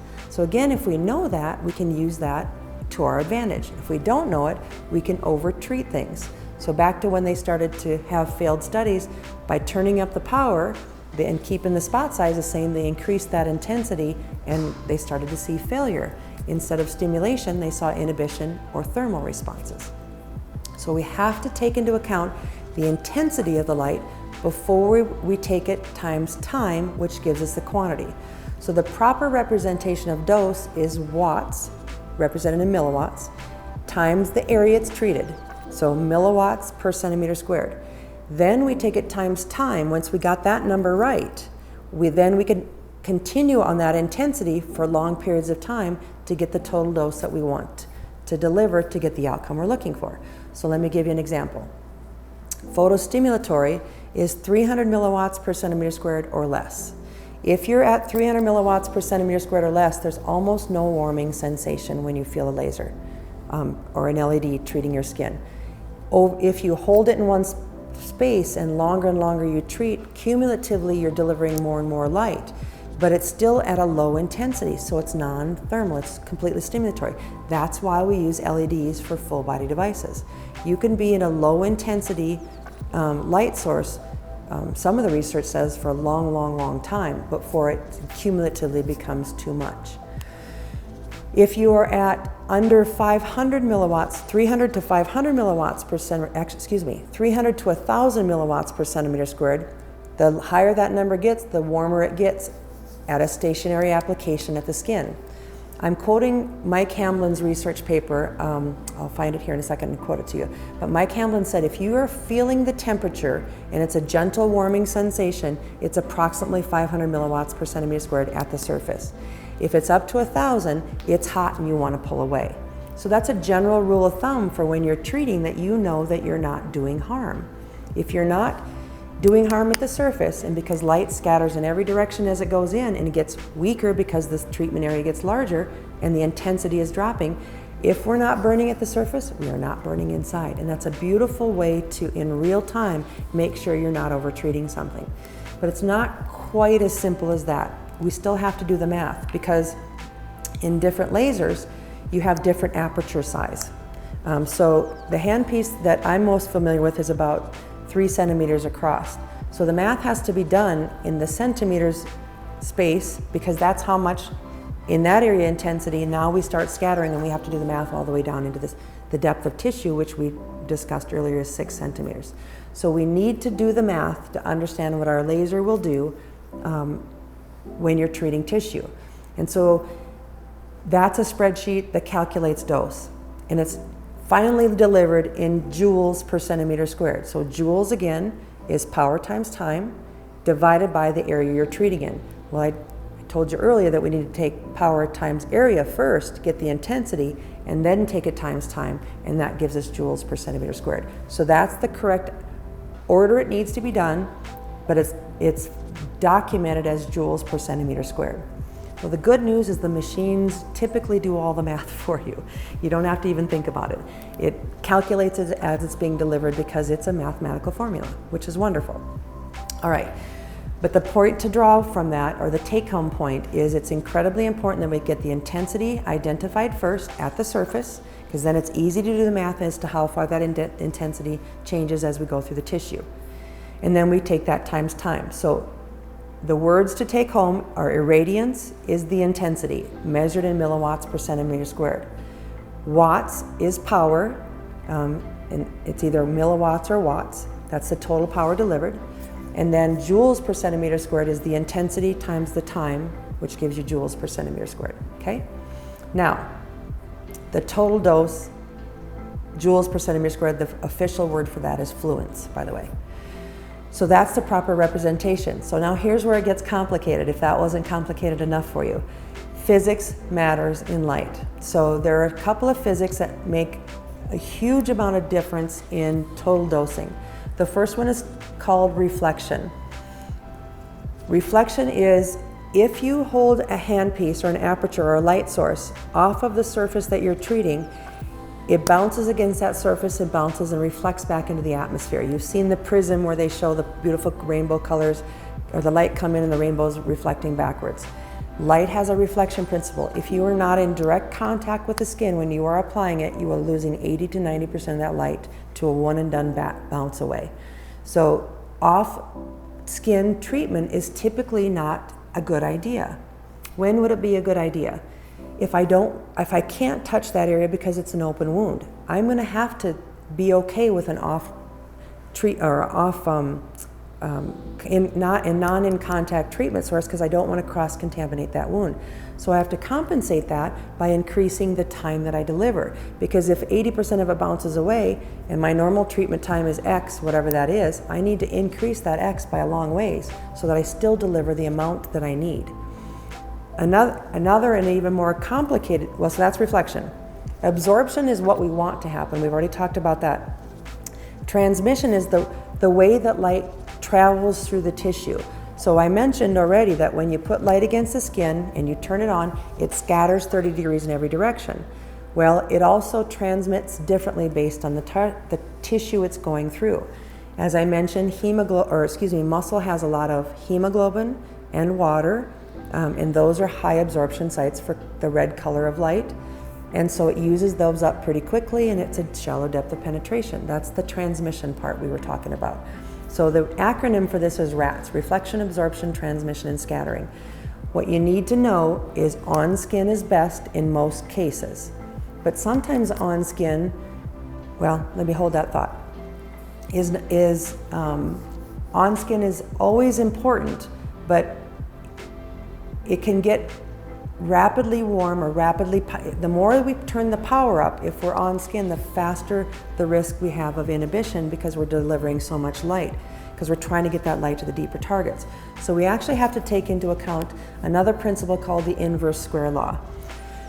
The good news is that it looks like a flashlight again, that the beam scatters and gets wider in every direction. Well, there's actually a mathematical formula that tells you exactly how much it scatters. I said in approximately 30 degrees, but the actual inverse square law says the radius of the aperture that you treat, the deeper it goes, or the width of the radius, if I'm 1 times the radius of my aperture, so my 3 centimeter aperture, if I'm 1.5 centimeters, by the time I'm 1.5 centimeters, my treatment area, my light has scattered 2 times wider than it is at the aperture itself.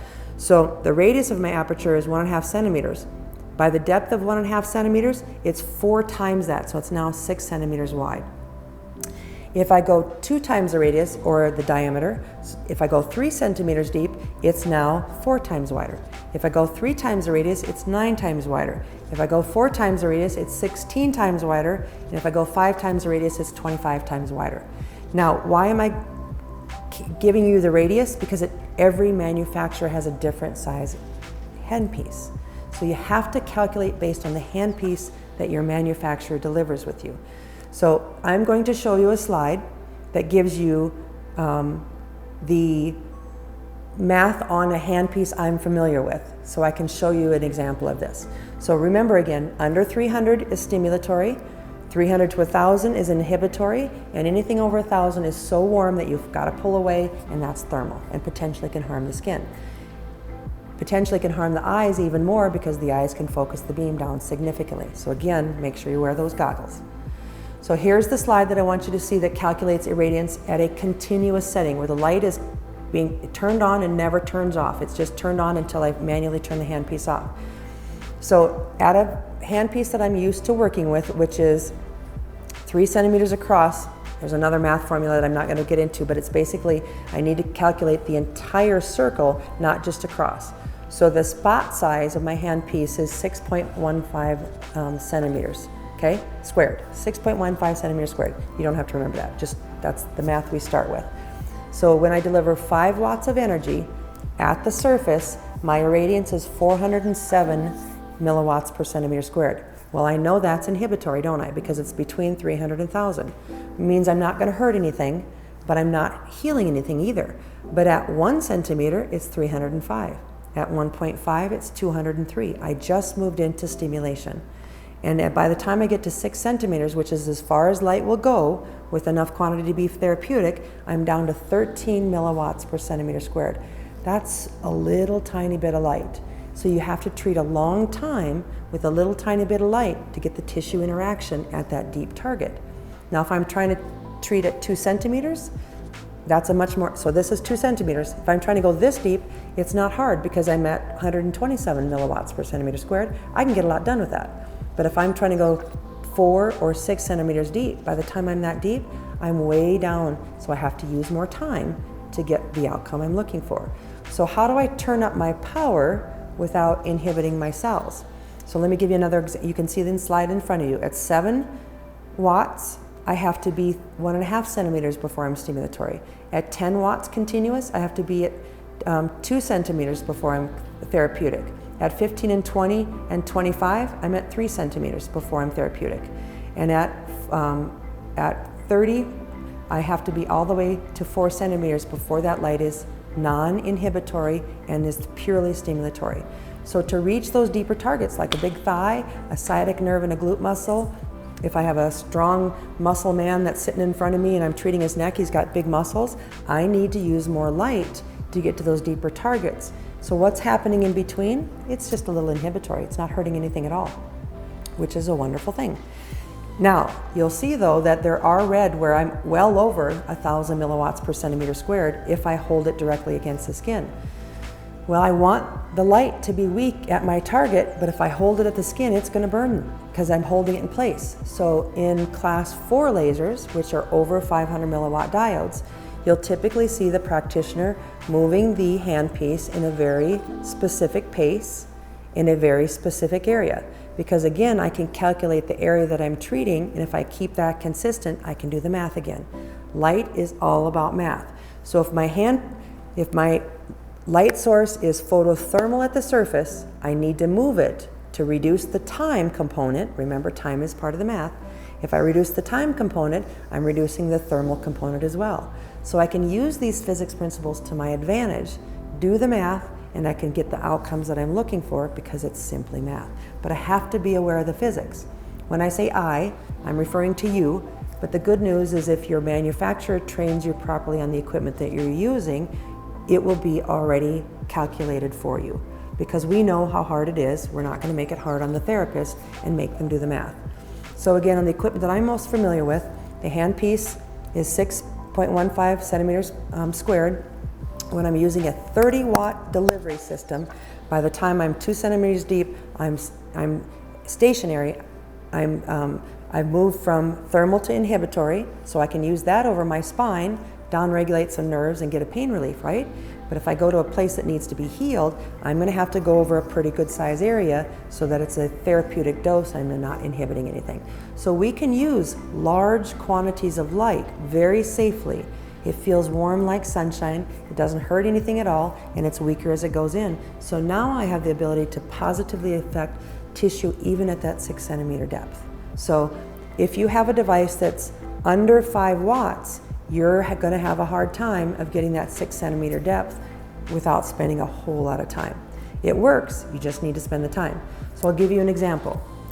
If I'm using the handpiece I'm currently using now, I've been doing this for 13 years, I get things done in about 2.5 minutes. Sometimes 5 and sometimes 7.5. Rarely do I need to use 7.5 minutes in a treatment area that's about the size of the palm of my hand.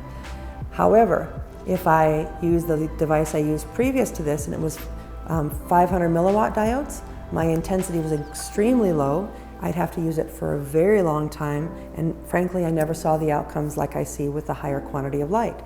I'd see it 4, 5, 6 days later because light continues to work for about 24 hours after you apply it. So it will activate tissue response and you will get outcomes. It's just much slower process. So from a business perspective, and in the world that we live in, which is very immediate gratification based, fast is more significant to them. And if they've never heard of the technology, it leaves an impact. And a positive impact means they're going to come back and see you again.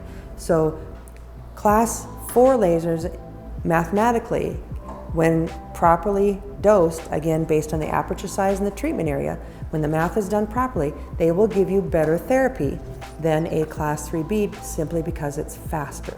And in the world we live in, that's important.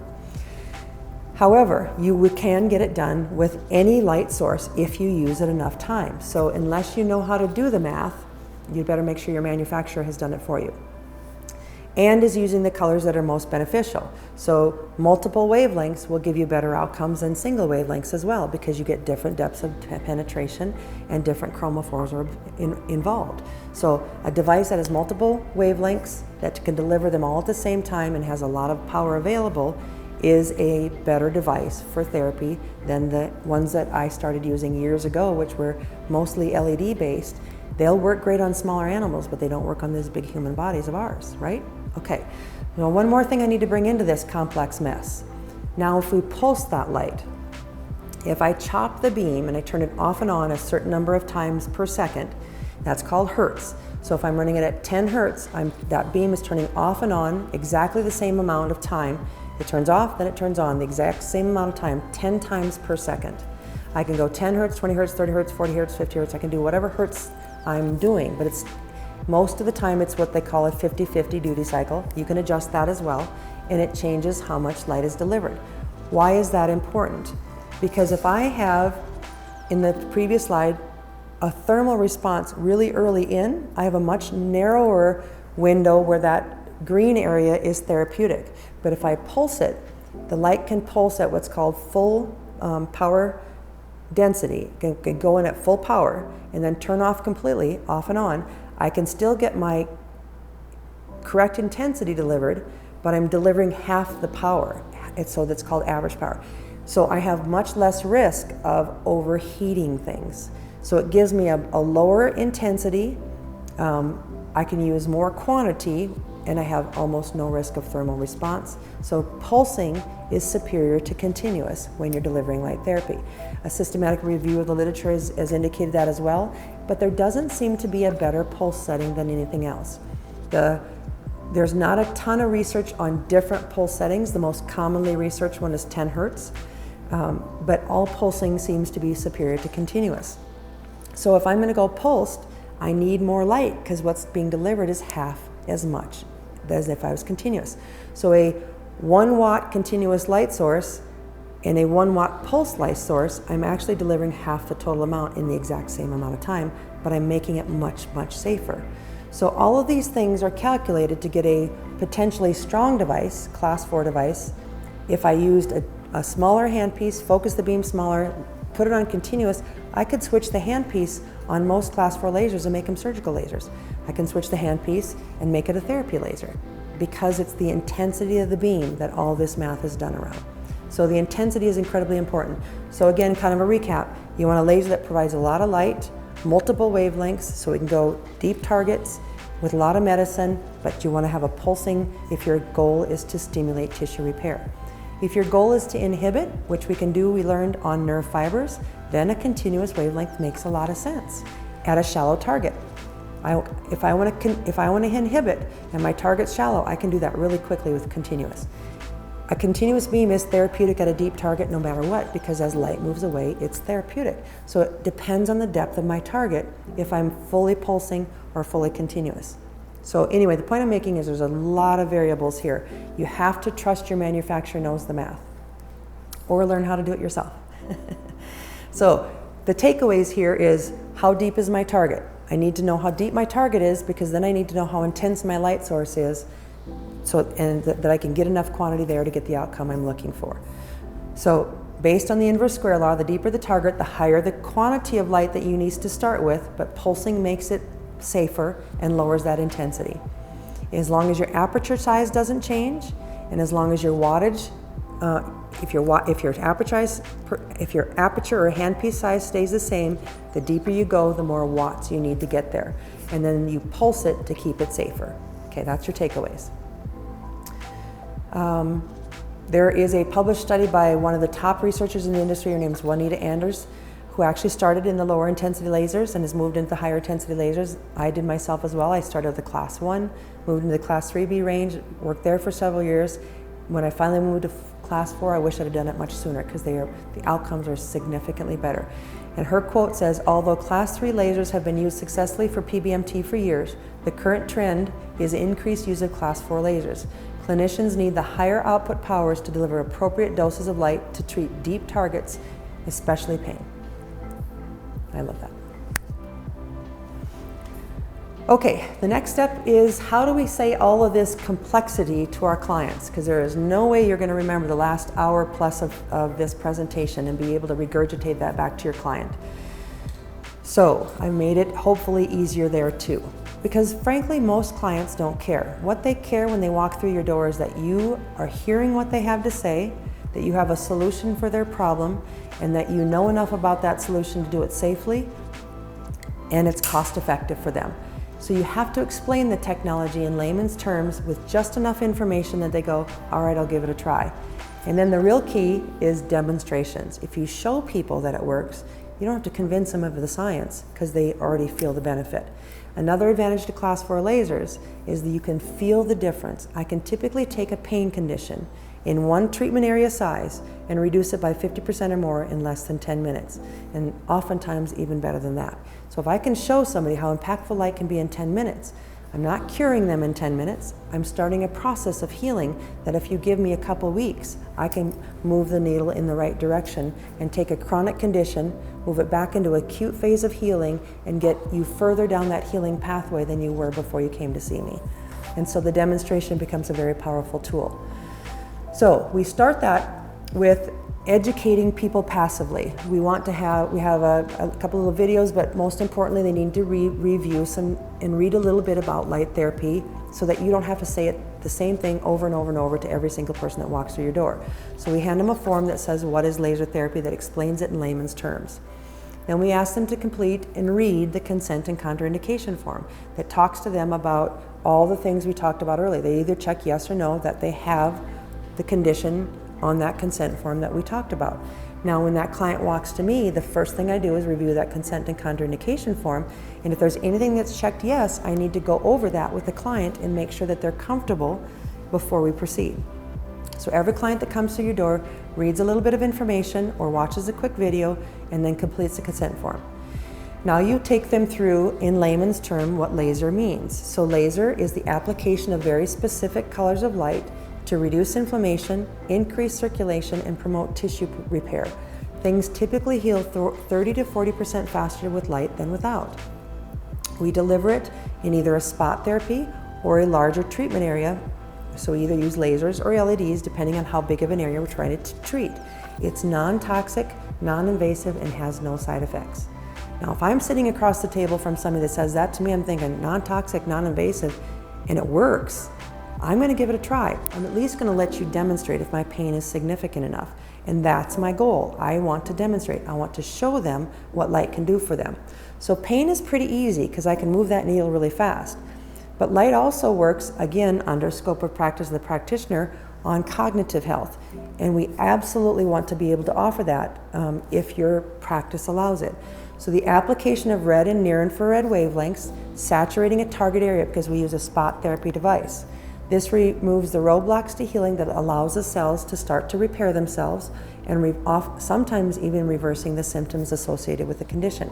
So as things get healthier, the symptoms start to disappear, and people actually improve their health, not just cover a symptom up with a pharmaceutical.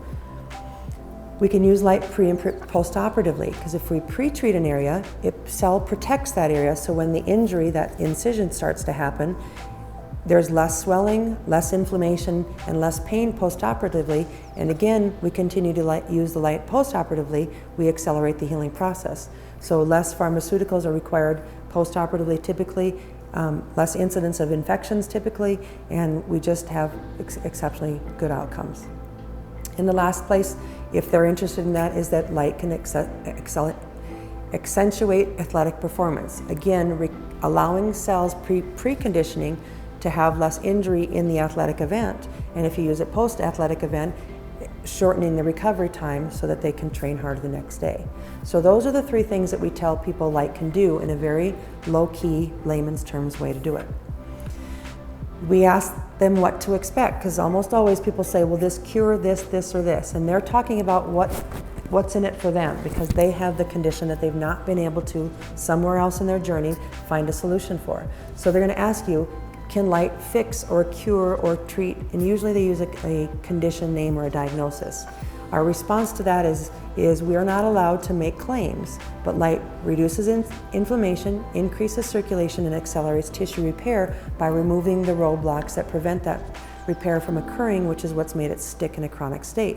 So if your condition would improve if we increase the circulation, increase the energy production, and reduce the inflammation, do you think it's something you'd like to try? There are no risks because it's safe, non-invasive, and non-toxic. That's a pretty safe place to be. People like the way that sounds and they're willing to try the demo again. Then they're going to say, well, how long does it take then? Well, every person is different. The people that walk through the door, even if they're the exact same age, have different genetics, have different lifestyle experiences, have different dietary experiences. So every single person is different. But there are, thankfully, rules of thumb. A single session will last 2 hours, 2 days, 2 weeks. We never know. There's no way to predict it. But it gives them an indication of what light can do. But if somebody gets consistent therapy over 2 to 3 weeks, which means a minimum of every other day, actually a minimum of twice a week, but ideally 3 times a week, and you can use it daily, you'll accelerate the recovery process. And by the end of that 2 weeks if it's an acute or a new condition, and 3 weeks if it's a chronic condition, they've gone into what's called a maintenance phase. They have healed enough that the majority of that condition has been managed, and now they're in maintenance. So maintenance means as needed. If I take somebody's neck pain from 6 to 1 or 0, and in three weeks I've worked all the areas that contribute to that pain, and they're pain-free, and then they go home and 3, 4, 5, 6 weeks later, they start to have a tweak in their neck, or they've done something that's triggered it, or they are, the tech neck thing where their head's down and it starts to tighten up again, especially if there's a mechanical dysfunction underneath, they come in for 1 or 2 therapies and it keeps them in maintenance. If they let it get all the way back up to that 6 or 7 pain again, they got to start over. The good news is it typically happens faster the second time. I personally believe cells have memory for light, because it responds better the second time than it did the first time. But if you can get them through a course of 2 to 3 weeks of therapy, then it's as needed and they get to decide. But never start a client unless they're willing to give you at least 2 weeks of therapy, because they can walk away and say that didn't work, or it only lasted for a couple of hours, because healing is a process, not an event. So light stimulates tissue repair by removing the roadblocks. We have to give that time to work. So it's not overnight. On occasion it is, but it rarely is overnight. But it's typically 2 to 3 weeks before they have significant progression in the right direction. And then they get to decide how often they want to come from there. So now we do the demo. Now we get to go to the fun stuff. This is how do we apply the therapy. These principles, again, will be consistent no matter what device you use. But when I finish this component, it's going to talk about where to treat, how to put pressure, how much time to use, all of those things. And then the very last step of the presentation will be actually doing demonstrations of the equipment that I'm most familiar with and that I currently use, so that we can go all the way from beginning to end and pull it all together. So the first thing that we do, whether it's a demo or we're actually doing follow-up therapies, is we're going to ask the client, of course, what we're treating for, or the physician or the chiropractor, the physical therapy, the doctor of has told us what they want us to treat. They've delegated that to us. So when a client presents to us, the first thing we want to know is if there's any pain present. And pain is what they own. There are a lot of pain scales out there, but usually the most commonly used is this pain scale on a scale of 1 to 10. And I've heard people say it's 16. I don't care what that number is because it's their number. I do have a wonderful guide that actually gives a number and a descriptive explanation of the pain, which is what I prefer to be utilized when I'm working with my practices, because sometimes what happens is when people start to heal and get better, and it's a gradual process, we have built-in forgetters. We forgot how bad it was when we started. So when that client gives us this pain scale today, it might be a very different pain scale than they gave us the first day. So the pain scale tool that I like to use actually talks about, of course, absent or mild, very, very minimal. But the number 8 is horrible. I want to go to the emergency room. So it puts people into real perspective, and it makes that pain rating scale consistent every single time. It's not just a random 1 or 16 on a scale of 1 to 10. So we don't have to go through it because it's very self-explanatory. We laminate it, we hand it to the client and say, what's your pain scale today? They look at it and say, it's this. What's the most important thing about the pain measurement is I want to know exactly where their most dominant pain is when they present. I don't care what's causing it, I don't care the history behind it. I want to start with it where that pain is the most dominant, because I want to affect them in 2 ways. I want to affect their aha moment. I want them to be impressed by the therapy when they walk out, especially if it's my first therapy. But the body has a way of telling you where to treat based on the most dominant pain. When I effectively treat a dominant pain and it starts to disappear, they're going to notice the next layer of pain. And there are multiple things that cause pain conditions. And generally it's never just a single spot. It's usually 2, 3, 4, 5, 6 spots that are causing the pain. So the process is, and I'm a little ahead of myself, but I'm going to recap it. The process is we start where the pain is most dominant. We treat it till it's a 1 or less, and then we pick the next most dominant location. We do that repeatedly until we've utilized our 15-minute treatment window.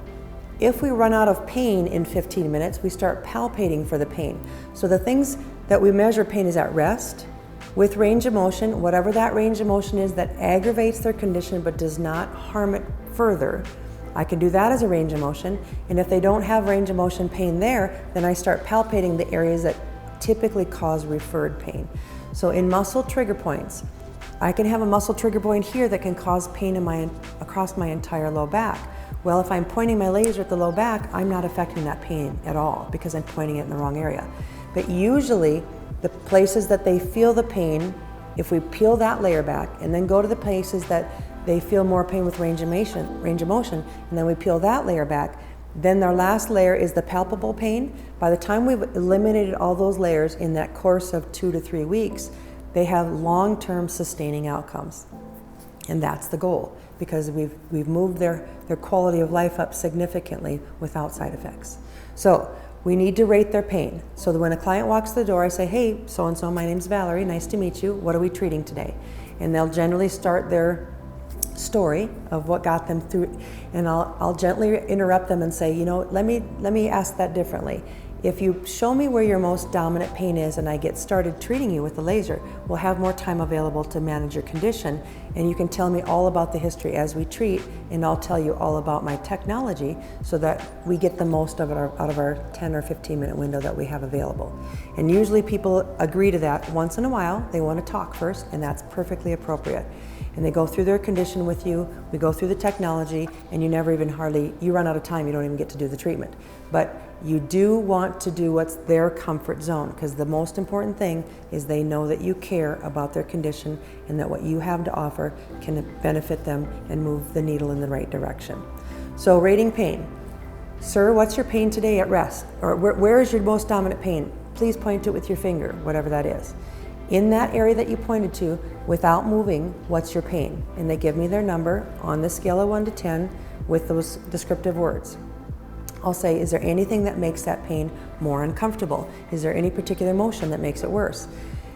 And I prefer they tell me first, because sometimes that motion gets it, pretty aggravated, and I don't want to aggravate them several times, but I do want to take them through that range of motion.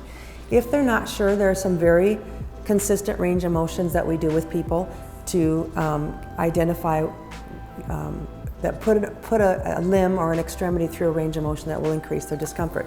So we ask them to do flexion or extension. We ask them to do what's called abduction or adduction, that's moving away from or coming back towards the body. We can rotate things.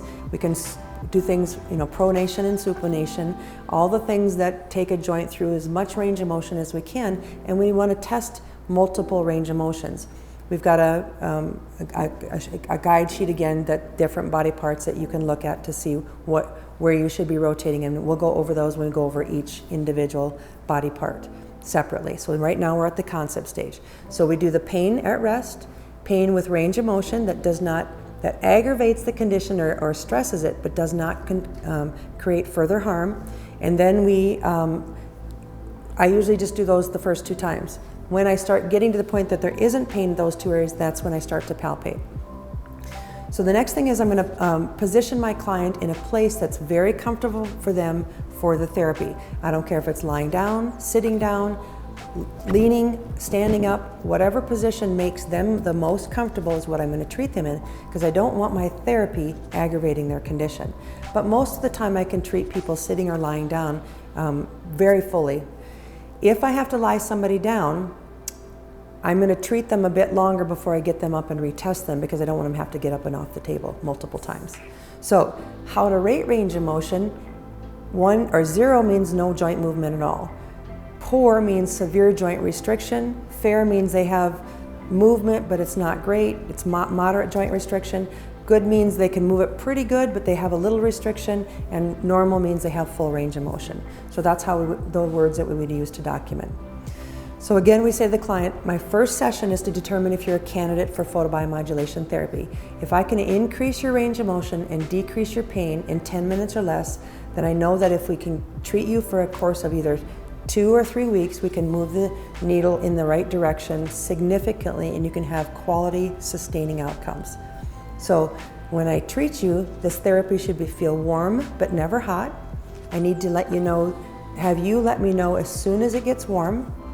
And if you ever feel uncomfortable, I need to know right away. Too much is not good in light therapy. Less is more. So if you're getting to the point where it's uncomfortable, it's not benefiting you any longer. So, and then I check in with the client frequently during my course of 2.5 to 10 minutes, whatever it takes me to get the job done. How's that feeling? Is it still comfortable? Is there anything that you need to let me know? Do you have any questions? So when I start the therapy process, I need to know where they're started, and I check in with them probably every 30 to 60 seconds as I'm treating initially, especially the first 2 or 3 sessions. Once they get a good feel for what you're asking of them, they just start to volunteer it for you, which is wonderful. So reiterate the client that they know where their pain is. I can't feel it, and if I start to wander away, it's up to them to let me know. But what's also important is that I take that pain to a 1 or less in the treatment area that I'm working on before I start treating area number 2. Because what happens almost always is as you start to reduce that dominant pain, they'll say, that feels pretty good. Can you do that here now? I'm feeling it over here.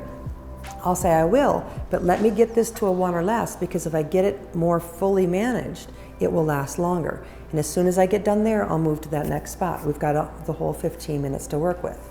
And because it typically takes 2.5 to 5 minutes to get the job done before I have to move to another area, we have lots of time to work with. So that demo is to show them that this is actually much better than they're actually expecting. So we, in essence, have under-promised and we're going to overproduce. The key thing to remember there is it may get warmer the longer we treat. So I treat in 2.5 minute increments when I'm treating, and then I retest range of motion and pain scale. If I've laid them down on a bed or put them in a position that it's hard to get out of, I'll go a full 5 minutes. If my pain scale is over 5, I'll go the full 5 minutes before I retest.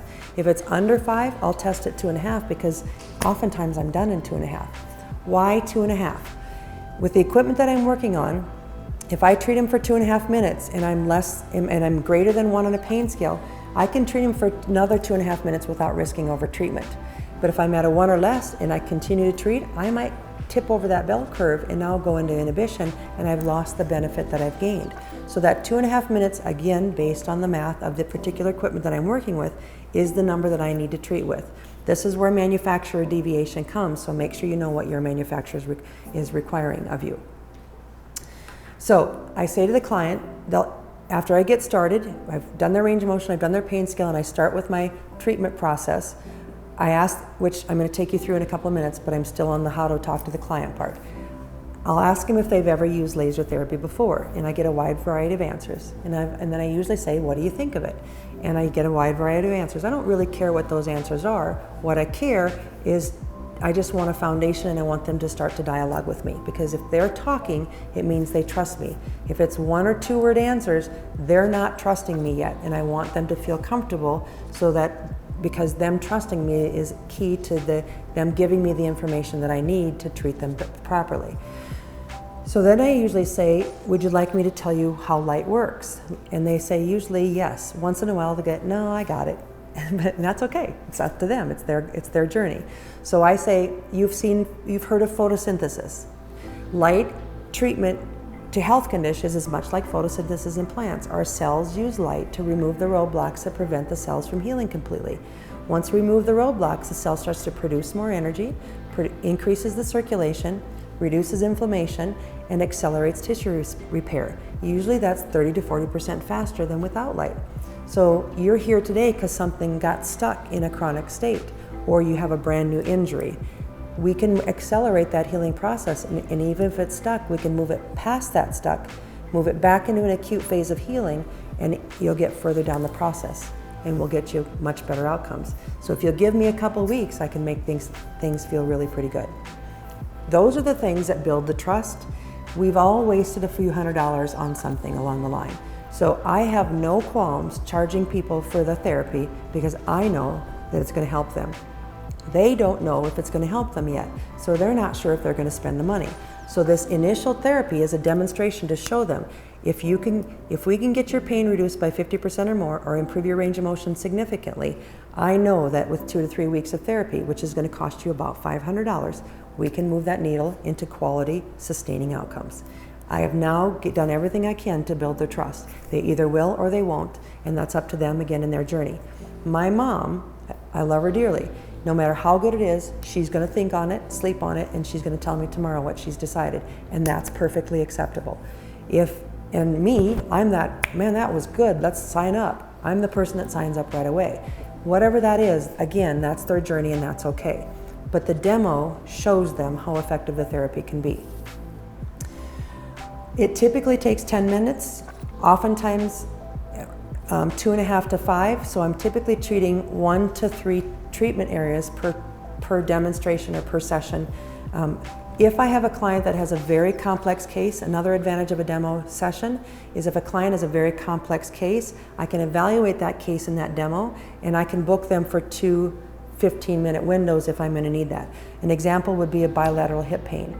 I've got to treat groin, IT bands, oftentimes the low back, oftentimes I'm treating the glute area, sometimes the piriformis. That's a lot of areas. So if I can do 2 sessions back to back and treat them for 30 minutes, but I'm treating multiple areas, they're going to walk out of there going, holy smokes, versus that was pretty good. And I want holy smokes every time, because they're going to share their friends, and that's how your business starts to grow. This is a technology that, when done correctly, will grow organically, because people love to share what they found when it's this profound. So we explain how long they can expect it to last next. It could be 2 hours, 2 days, or 2 weeks the first time. I have no idea. It's different for every person. However, the rule of thumb is, if you can give me 2 weeks if it's acute, 3 weeks if it's chronic, I will get you the outcomes that you're hoping for. Sometimes we continue therapy. You go into a maintenance program where you come back as needed, but that's based on your condition. The laser does the same thing every single time. So at that point, you decide how often you come back. But I need you to commit to me for 6 to 10 sessions. And if you won't, I won't let you do my therapy. Because if you walk away prior to that and it doesn't get fully resolved, you're going to tell people it doesn't work. And again, organic referrals builds my business. So I don't personally let anybody sign up for a the therapy unless they'll sign up for at least one package of 6 sessions. That's my minimum entry requirement. I'll give them the first one for free, and then they have to sign up after that. The maintenance program, again, depends on their underlying mechanical dysfunction, their lifestyle. What you'll see sometimes, and another reason for 6 to 10 sessions, is we start making good progress. 2-3 days in a row, we're winning. Then all of a sudden it flatlines out, and they're not making progress. And at that point, I'll say to them, what are you doing at home? And they'll look at me and say, what do you mean? What are you doing now that you couldn't do when you first started seeing me? And it's usually they're gardening, or they've been painting, or they're playing with their grandkids, or they're living life again. And now they go, oh, I hadn't even thought of that. So they went from thinking maybe there was something wrong with the therapy to realizing their life is changing in the direction they wanted to change, and they continue doing the care because, again, they know that it's beneficial to them. So all of these things matter. Pay attention to their lifestyle too. And we have a form, an intake form that we do when we start, and we do a modified intake form every time they come in that picks up on these things. Post-therapy, what do they do after the therapy? Water is incredibly important, not because we're flushing toxins, which we oftentimes are, but because light is absorbed in water. The more hydrated our tissues are, actually the mechanism of action is better. So hydration is key. If they're not drinking, encourage them to drink. People do what they do outside of your treatment area, but you do need to encourage them. Avoid activities that aggravate the condition you just treated. I have more times than not seen people, when I've treated a shoulder and taken them from here to here in 20 minutes, they go and show everybody that they can do this now. That's great, except for it reduces the benefit that I've just achieved because I've aggravated that condition right away. So I say to them, go tell people and show them with the opposite arm. Don't show them with the arm I just treated, show them with the opposite arm. And they chuckle and laugh and agree to do that. And their therapies will last a bit longer if we do that. Avoid any type of activity that will actively engage or aggravate it, but just go live life normally. The intention behind this therapy is that you can improve your quality of life. One other thing, if somebody presents to you and they don't have active pain in that condition right now, but it happens when they do X, when they go upstairs, when they sit down in a chair, when they go for a run, ask them when they start to feel the pain. What benchmark in that activity do they start to feel the pain? If it's running, for example, and they're 2 miles in and they start to have this tweak somewhere, we treat that somewhere area for the full 10 minutes and send them out the door, because we know 10 minutes does not over-treat. And then we ask them to notice where that pain occurred next time they did that activity. If that activity, let's say running again for an example, significantly has modified, their pain has significantly modified so they can't do that activity anymore, you ask them to not do that activity for the first week or even 10 days of your therapy, to give you as much time to win the battle before you start to re-aggravate it. If they want to continue with the activity, that's completely up to them, but just know that it may take more than 6 to 10 sessions, because we're not making as much progress because we're aggravating it between the therapies. And that's okay. Again, it's their journey, but just let them know that it may take a bit longer because they're technically re-injuring it every time they go do that activity. One more thing I need to explain is a thing called retracing. It's a layman's term for a chronic condition moving into an acute phase of healing, which sometimes feels uncomfortable. It is not a bad thing. It is not harming them, but it's not comfortable, and it's part of the process. Nerves oftentimes will do a retracing process. If you have a nerve that's been compressed, whether it's a disc compression or a pinched nerve from who knows, whatever it is, facet syndrome, something along those lines.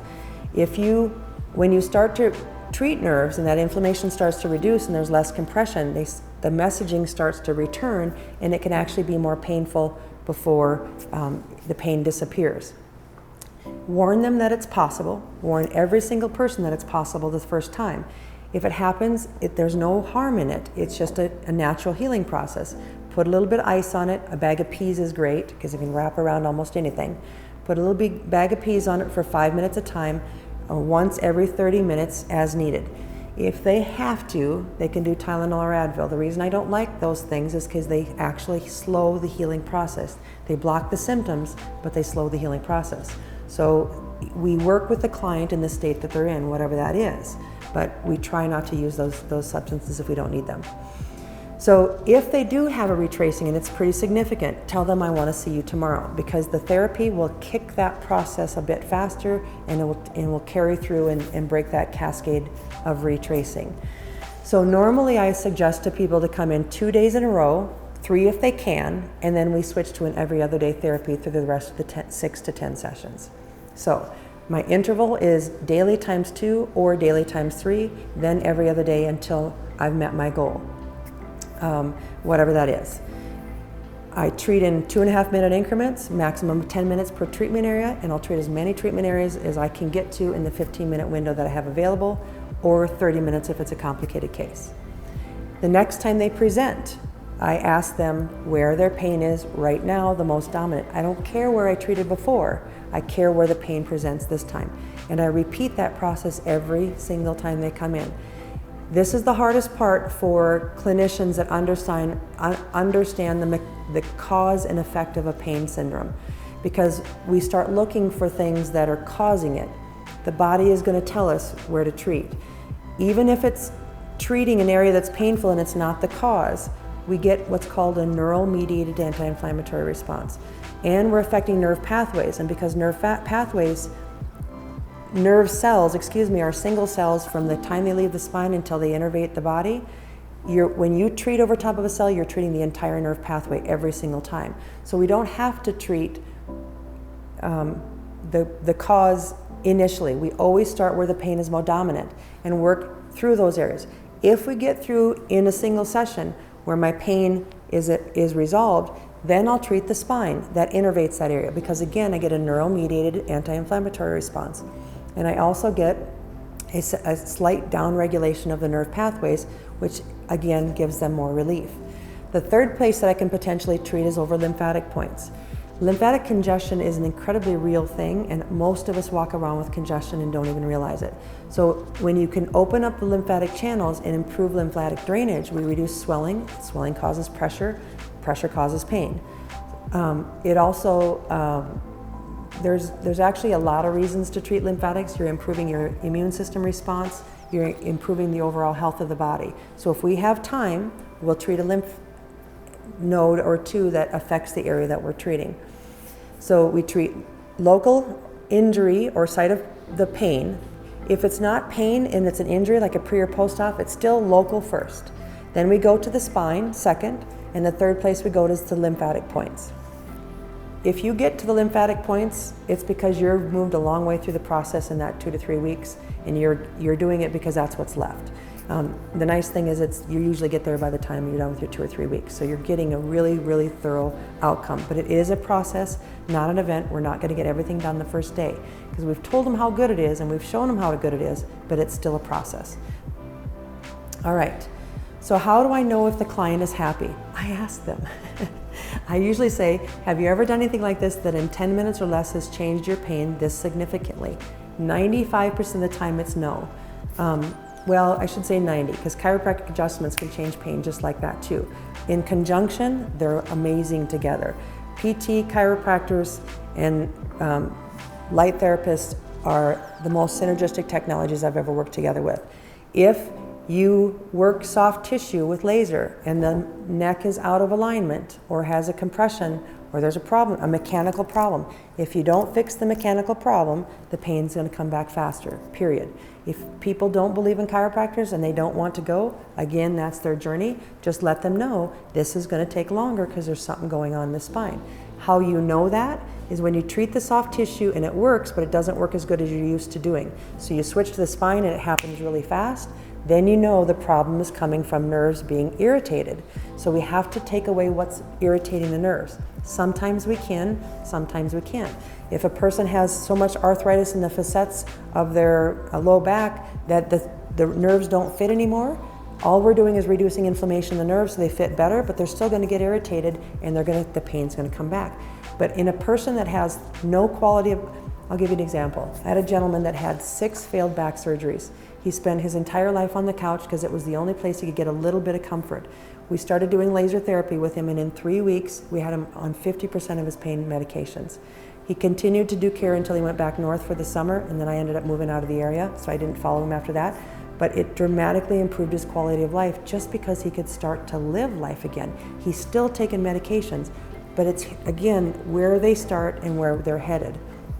So the point is you need to ask them how happy they are with the therapy. The reason we ask is we might have missed something. We might have somehow, whatever it is, and I don't care what it is, if we miss something, we need to know what that is. So I always say, have you ever found anything else that's helped you this way? Are you happy with the outcomes? Is there anything more that we should have done today? Ask your client for feedback. You're there because you care, they're there because they have a need, and you need to make sure that you met their needs. Emotional component of light therapy is very real. Pain management is very real. They need to understand that you care. And then we follow up. If they choose to not book a package, either their pain isn't significant enough or they just have to think about it, that's okay too. So we do a follow-up call the next day, see how they've done, and ask them if they would like to continue care or if they know anybody that has pain that they would like to refer. People like to help. So we build our business organically through follow-ups as well. The more you follow up and the better you follow up, the faster your business will grow. And mostly because they know you care. And obviously we're doing good things with pain. Now, it's not just pain. Range of motion, tissue repair, surgical sites will heal 30 to 40% faster. I have a personal friend whose son had a 90% labral tear. We treated him preoperatively, we treated him postoperatively, and through his, what was a projected 6-month course of care, 4 months in, they turned him loose completely, and he said, I was done a month early. They just didn't trust it, so they didn't let me go. It dramatically accelerates recovery pre and post-operatively. So we just have to be checking in with people and knowing how they're doing. Our ongoing visits, we'll do a daily evaluation form to key us into the things that we should be asking every single time, like, are you doing something that's creating a plateau, like we talked about a bit earlier. We reevaluate every 6 sessions with a long form to make sure that we're meeting the goals that we're trying to get, and then about that time, we start asking for referrals. Let's see. If you get a client that, even with a demo and even with significant pain, has a need but isn't ready to pull the trigger, offer to book them in a consult. A consult is done with a practitioner that will take them through an in-depth intake form, go over that intake form with them. It's mostly because they want more questions answered, specific to their individual case, that they don't feel comfortable talking about the first time they've met with somebody. If that's the case, they do a consult. Sometimes we give the consults away for free and sometimes we charge for them, but the consult is important, again, because we have to meet the client where they're at. So we just go through a much more in-depth intake form. We answer their questions, we set realistic expectations for outcomes. I know clients that have paid tens of thousands of dollars for therapies that didn't work. And they know they still need something and they're looking for something because that's why they're there, but they just don't want to spend another $500 if they think they're going to waste it. So a consult oftentimes will kick them over, even if the demo doesn't the first time. They just want to be reassured. We don't make false promises or overpromise. We just give them realistic expectations and then give them time to process. But usually that'll kick them over. All right, so we talked about trigger points. Those are the ones that can refer pain to other areas, and those are the ones that are usually identified with palpation. They're oftentimes also the ones they point to when they find it, when they initially present. Trigger points oftentimes correspond with original pain. But when you get through the layers and you're through all the pain at rest and the pain with range of motion, if we start poking on some different parts of their body, we'll find some extra trigger points. We're going to go through those each one at a time based on anatomical location. That's a bit further down. So we do trigger points, we do nerve pathways, which is either over the pathway of the nerve itself or from the spine. And then that's what's called dermatomes when we do it from the spine. So a dermatome is a beautiful graphic that you see in front of you that shows you if I treat the spine on segment C4, 5, and 6, that I'm actually going to be treating these 2 pinkies of the finger. And the body has very clear delineations of where the nerves end. And so if somebody presents to me and says, these 2 fingers are numb all the time, I'm going to check their wrist and I'm going to check their neck because there's compression on the nerve that runs those 2 fingers. And that's what I love about this dermatome. It gives you more information without the client being able to give it to you himself. When they give you key phrases, you can key back to this dermatome and this trigger point chart and find places to look that are contributing to the pain. So we start where the pain's most dominant, we work with the range of motion, and then we work with trigger points and the dermatomes to give us additional information that the client has not been able to provide for us at that point. By the time we're done through this, we have exceptional outcomes. And again, the last place is the lymph nodes for the reasons I discussed earlier. The last thing that we're going to talk about before we go into actual body parts is how do we apply the therapy based on the equipment that you have in front of you. These are still consistent no matter what the equipment is. There are some variations depending on 3B versus 4, but they're still consistent principles. So what we have to do when we treat is keep our parameters consistent when we're treating, because if everybody does it the same way, and the only variable is how deep my target is, I'm going to expect very predictable outcomes no matter who does the therapy. So the first thing is the treatment area size. It's very important that we treat the consistent size, whatever that is. Well, the body's not a perfect, square or rectangle. Some places are rectangular and some places are long and narrow that we have to treat. So for example, if I'm treating for neck pain, I'm going to start at the base of the skull and go down to the trap muscle. That's a long, narrow treatment area. So my rule of thumb is I treat the distance from the tip of my fingers to my wrist, because this goes everywhere with me and I'm going to do it the same every single time, and almost every adult is relatively consistent. You got little people and big people, but relatively consistent. So that's basically 2 pathways for an average treatment handpiece. Treatment handpieces in equipment is actually relatively consistent across manufacturers. So 2 long and narrow pathways. We treat with extremely slow or static application. If you're a class 3B, you're going to be holding in one place for a predetermined amount of time, and then you're going to move it, and then you're going to move it, and then you're going to move it based on every time that time expires. On a class 4, we're in constant motion because remember, we're taking advantage of those physics principles. But you go as slow as you can without creating discomfort in the client, whatever that is, because redheads are more light sensitive than non-redheads. So we're going to move a little bit faster for a redhead. People with melanin, dark skin, we're going to move a little bit faster than Caucasians because the melanin absorbs light. So it's based on client outcomes. You start at the top and you go down to the bottom of your treatment area as slow as you can, as long as it's comfortable for them. And sometimes it's painfully slow.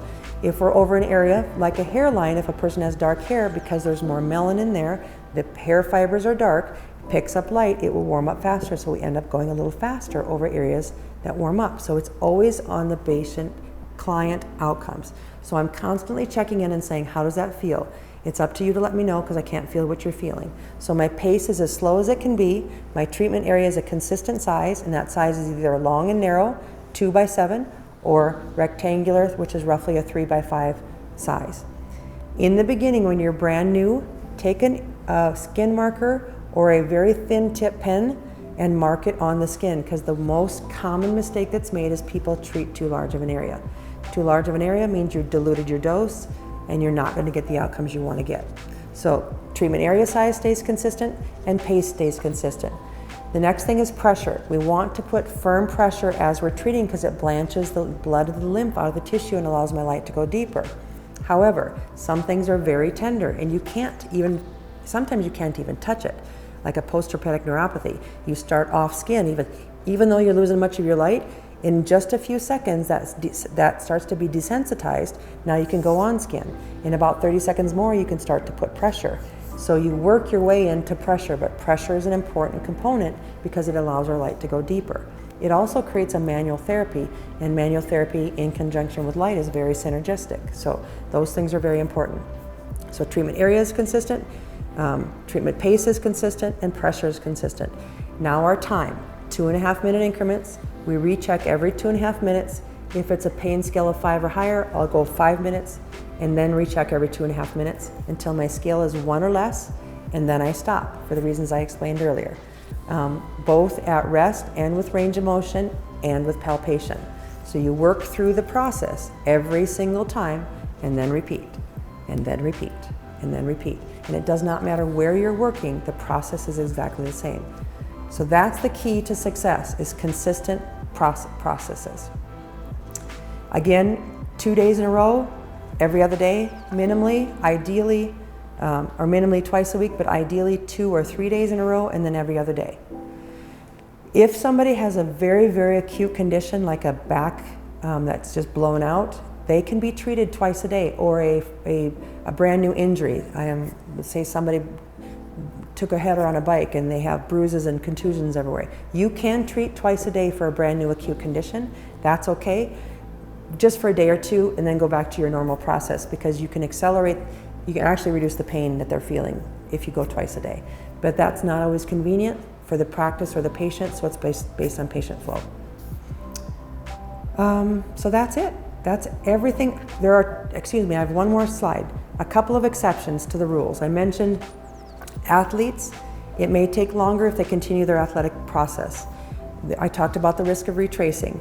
Seniors have all significantly less muscle mass than adults, and kids obviously do as well. So we use less energy with those folks because there's less target or less depth of target to get through.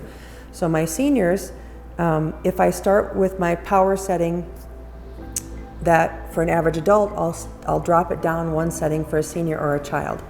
If it's something that's light sensitive, like somebody that maybe is taking a photosensitizing medication, they're not sure, we start with one less setting. If it works fine, we go back to normal.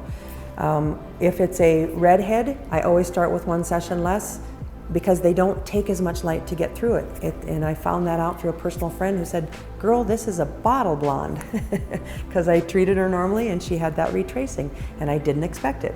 And so I said to her, are you redhead? And she said, yes, I am. So that's an interesting correlation, and I don't fully understand it, but it exists. It's very real. That's our primary, if you will, our outliers. So I have one last thing to teach you, and that's on the depth of the target. Again, I showed you the screen earlier that it's a mathematic formula. It's up to the manufacturer, and you have to, your manufacturer should be able to show you this. So you should be able to pick your power based on your depth of target, and that's the only variable that changes. So in my equipment, here again is 6 centimeters. This is how far light goes. If I'm treating an open wound, I'm going to use 5 watts, and I'm going to go off skin because I don't want to cross-contaminate. If I'm treating on the skin, I'm going to use the 7 watts because that's 0 to 1 centimeter depth. If I'm going to use, if it's a target that's 1 to 2 centimeters depth, I'm going to use 10 watts. If it's 2 to 3 centimeters, 2 to 3 centimeters, it's 15 watts. 3 to 4 is 20, 4 to 5 is 25, and 5 to 6 is 30. That's how my setting. But all of those settings are with a 10 hertz pulse setting because I'm putting a lot of light in. That's a lot of watts, that's a lot of energy. I want to make sure I'm not creating a photoinhibitory or a photothermal response unless I want it. If I want photoinhibitory, I'm going to switch my settings to continuous and start with my lower power because it doesn't take very much. Usually photoinhibitory is 10 to 20 watts depending on my depth of target. So it's a very simple formula, and your manufacturer should be able to show you that. So for us, and if you look at the slide in front of you, 5 watts is off skin, 7 is 0 to 1, 10 is 1 to 2, 15 is 2 to 3, and it's based on math. So you just follow that process. One finger is 2 centimeters wide. So here's my 10 watt setting, here's my 20 watt setting, and here's my 30 watt setting. Very, very simple. So all you have to do is ask yourself, how deep is your target? Keep your treatment area consistent, keep your pace slow, keep your pressure if you can do it, and treat in 2.5 minute increments. And you do that the same thing for every single thing you treat. If you're doing something that's not pain-based, like lymphatic drainage, you do 2.5 minutes and move. That's it. If you're doing a wound, 2.5 minutes and move. You use your lowest quantity of light time-wise, and your appropriate size based on your depth of target, or setting it based on your depth of target, and everything else is the same. That's it. So now we'll go to the hands-on.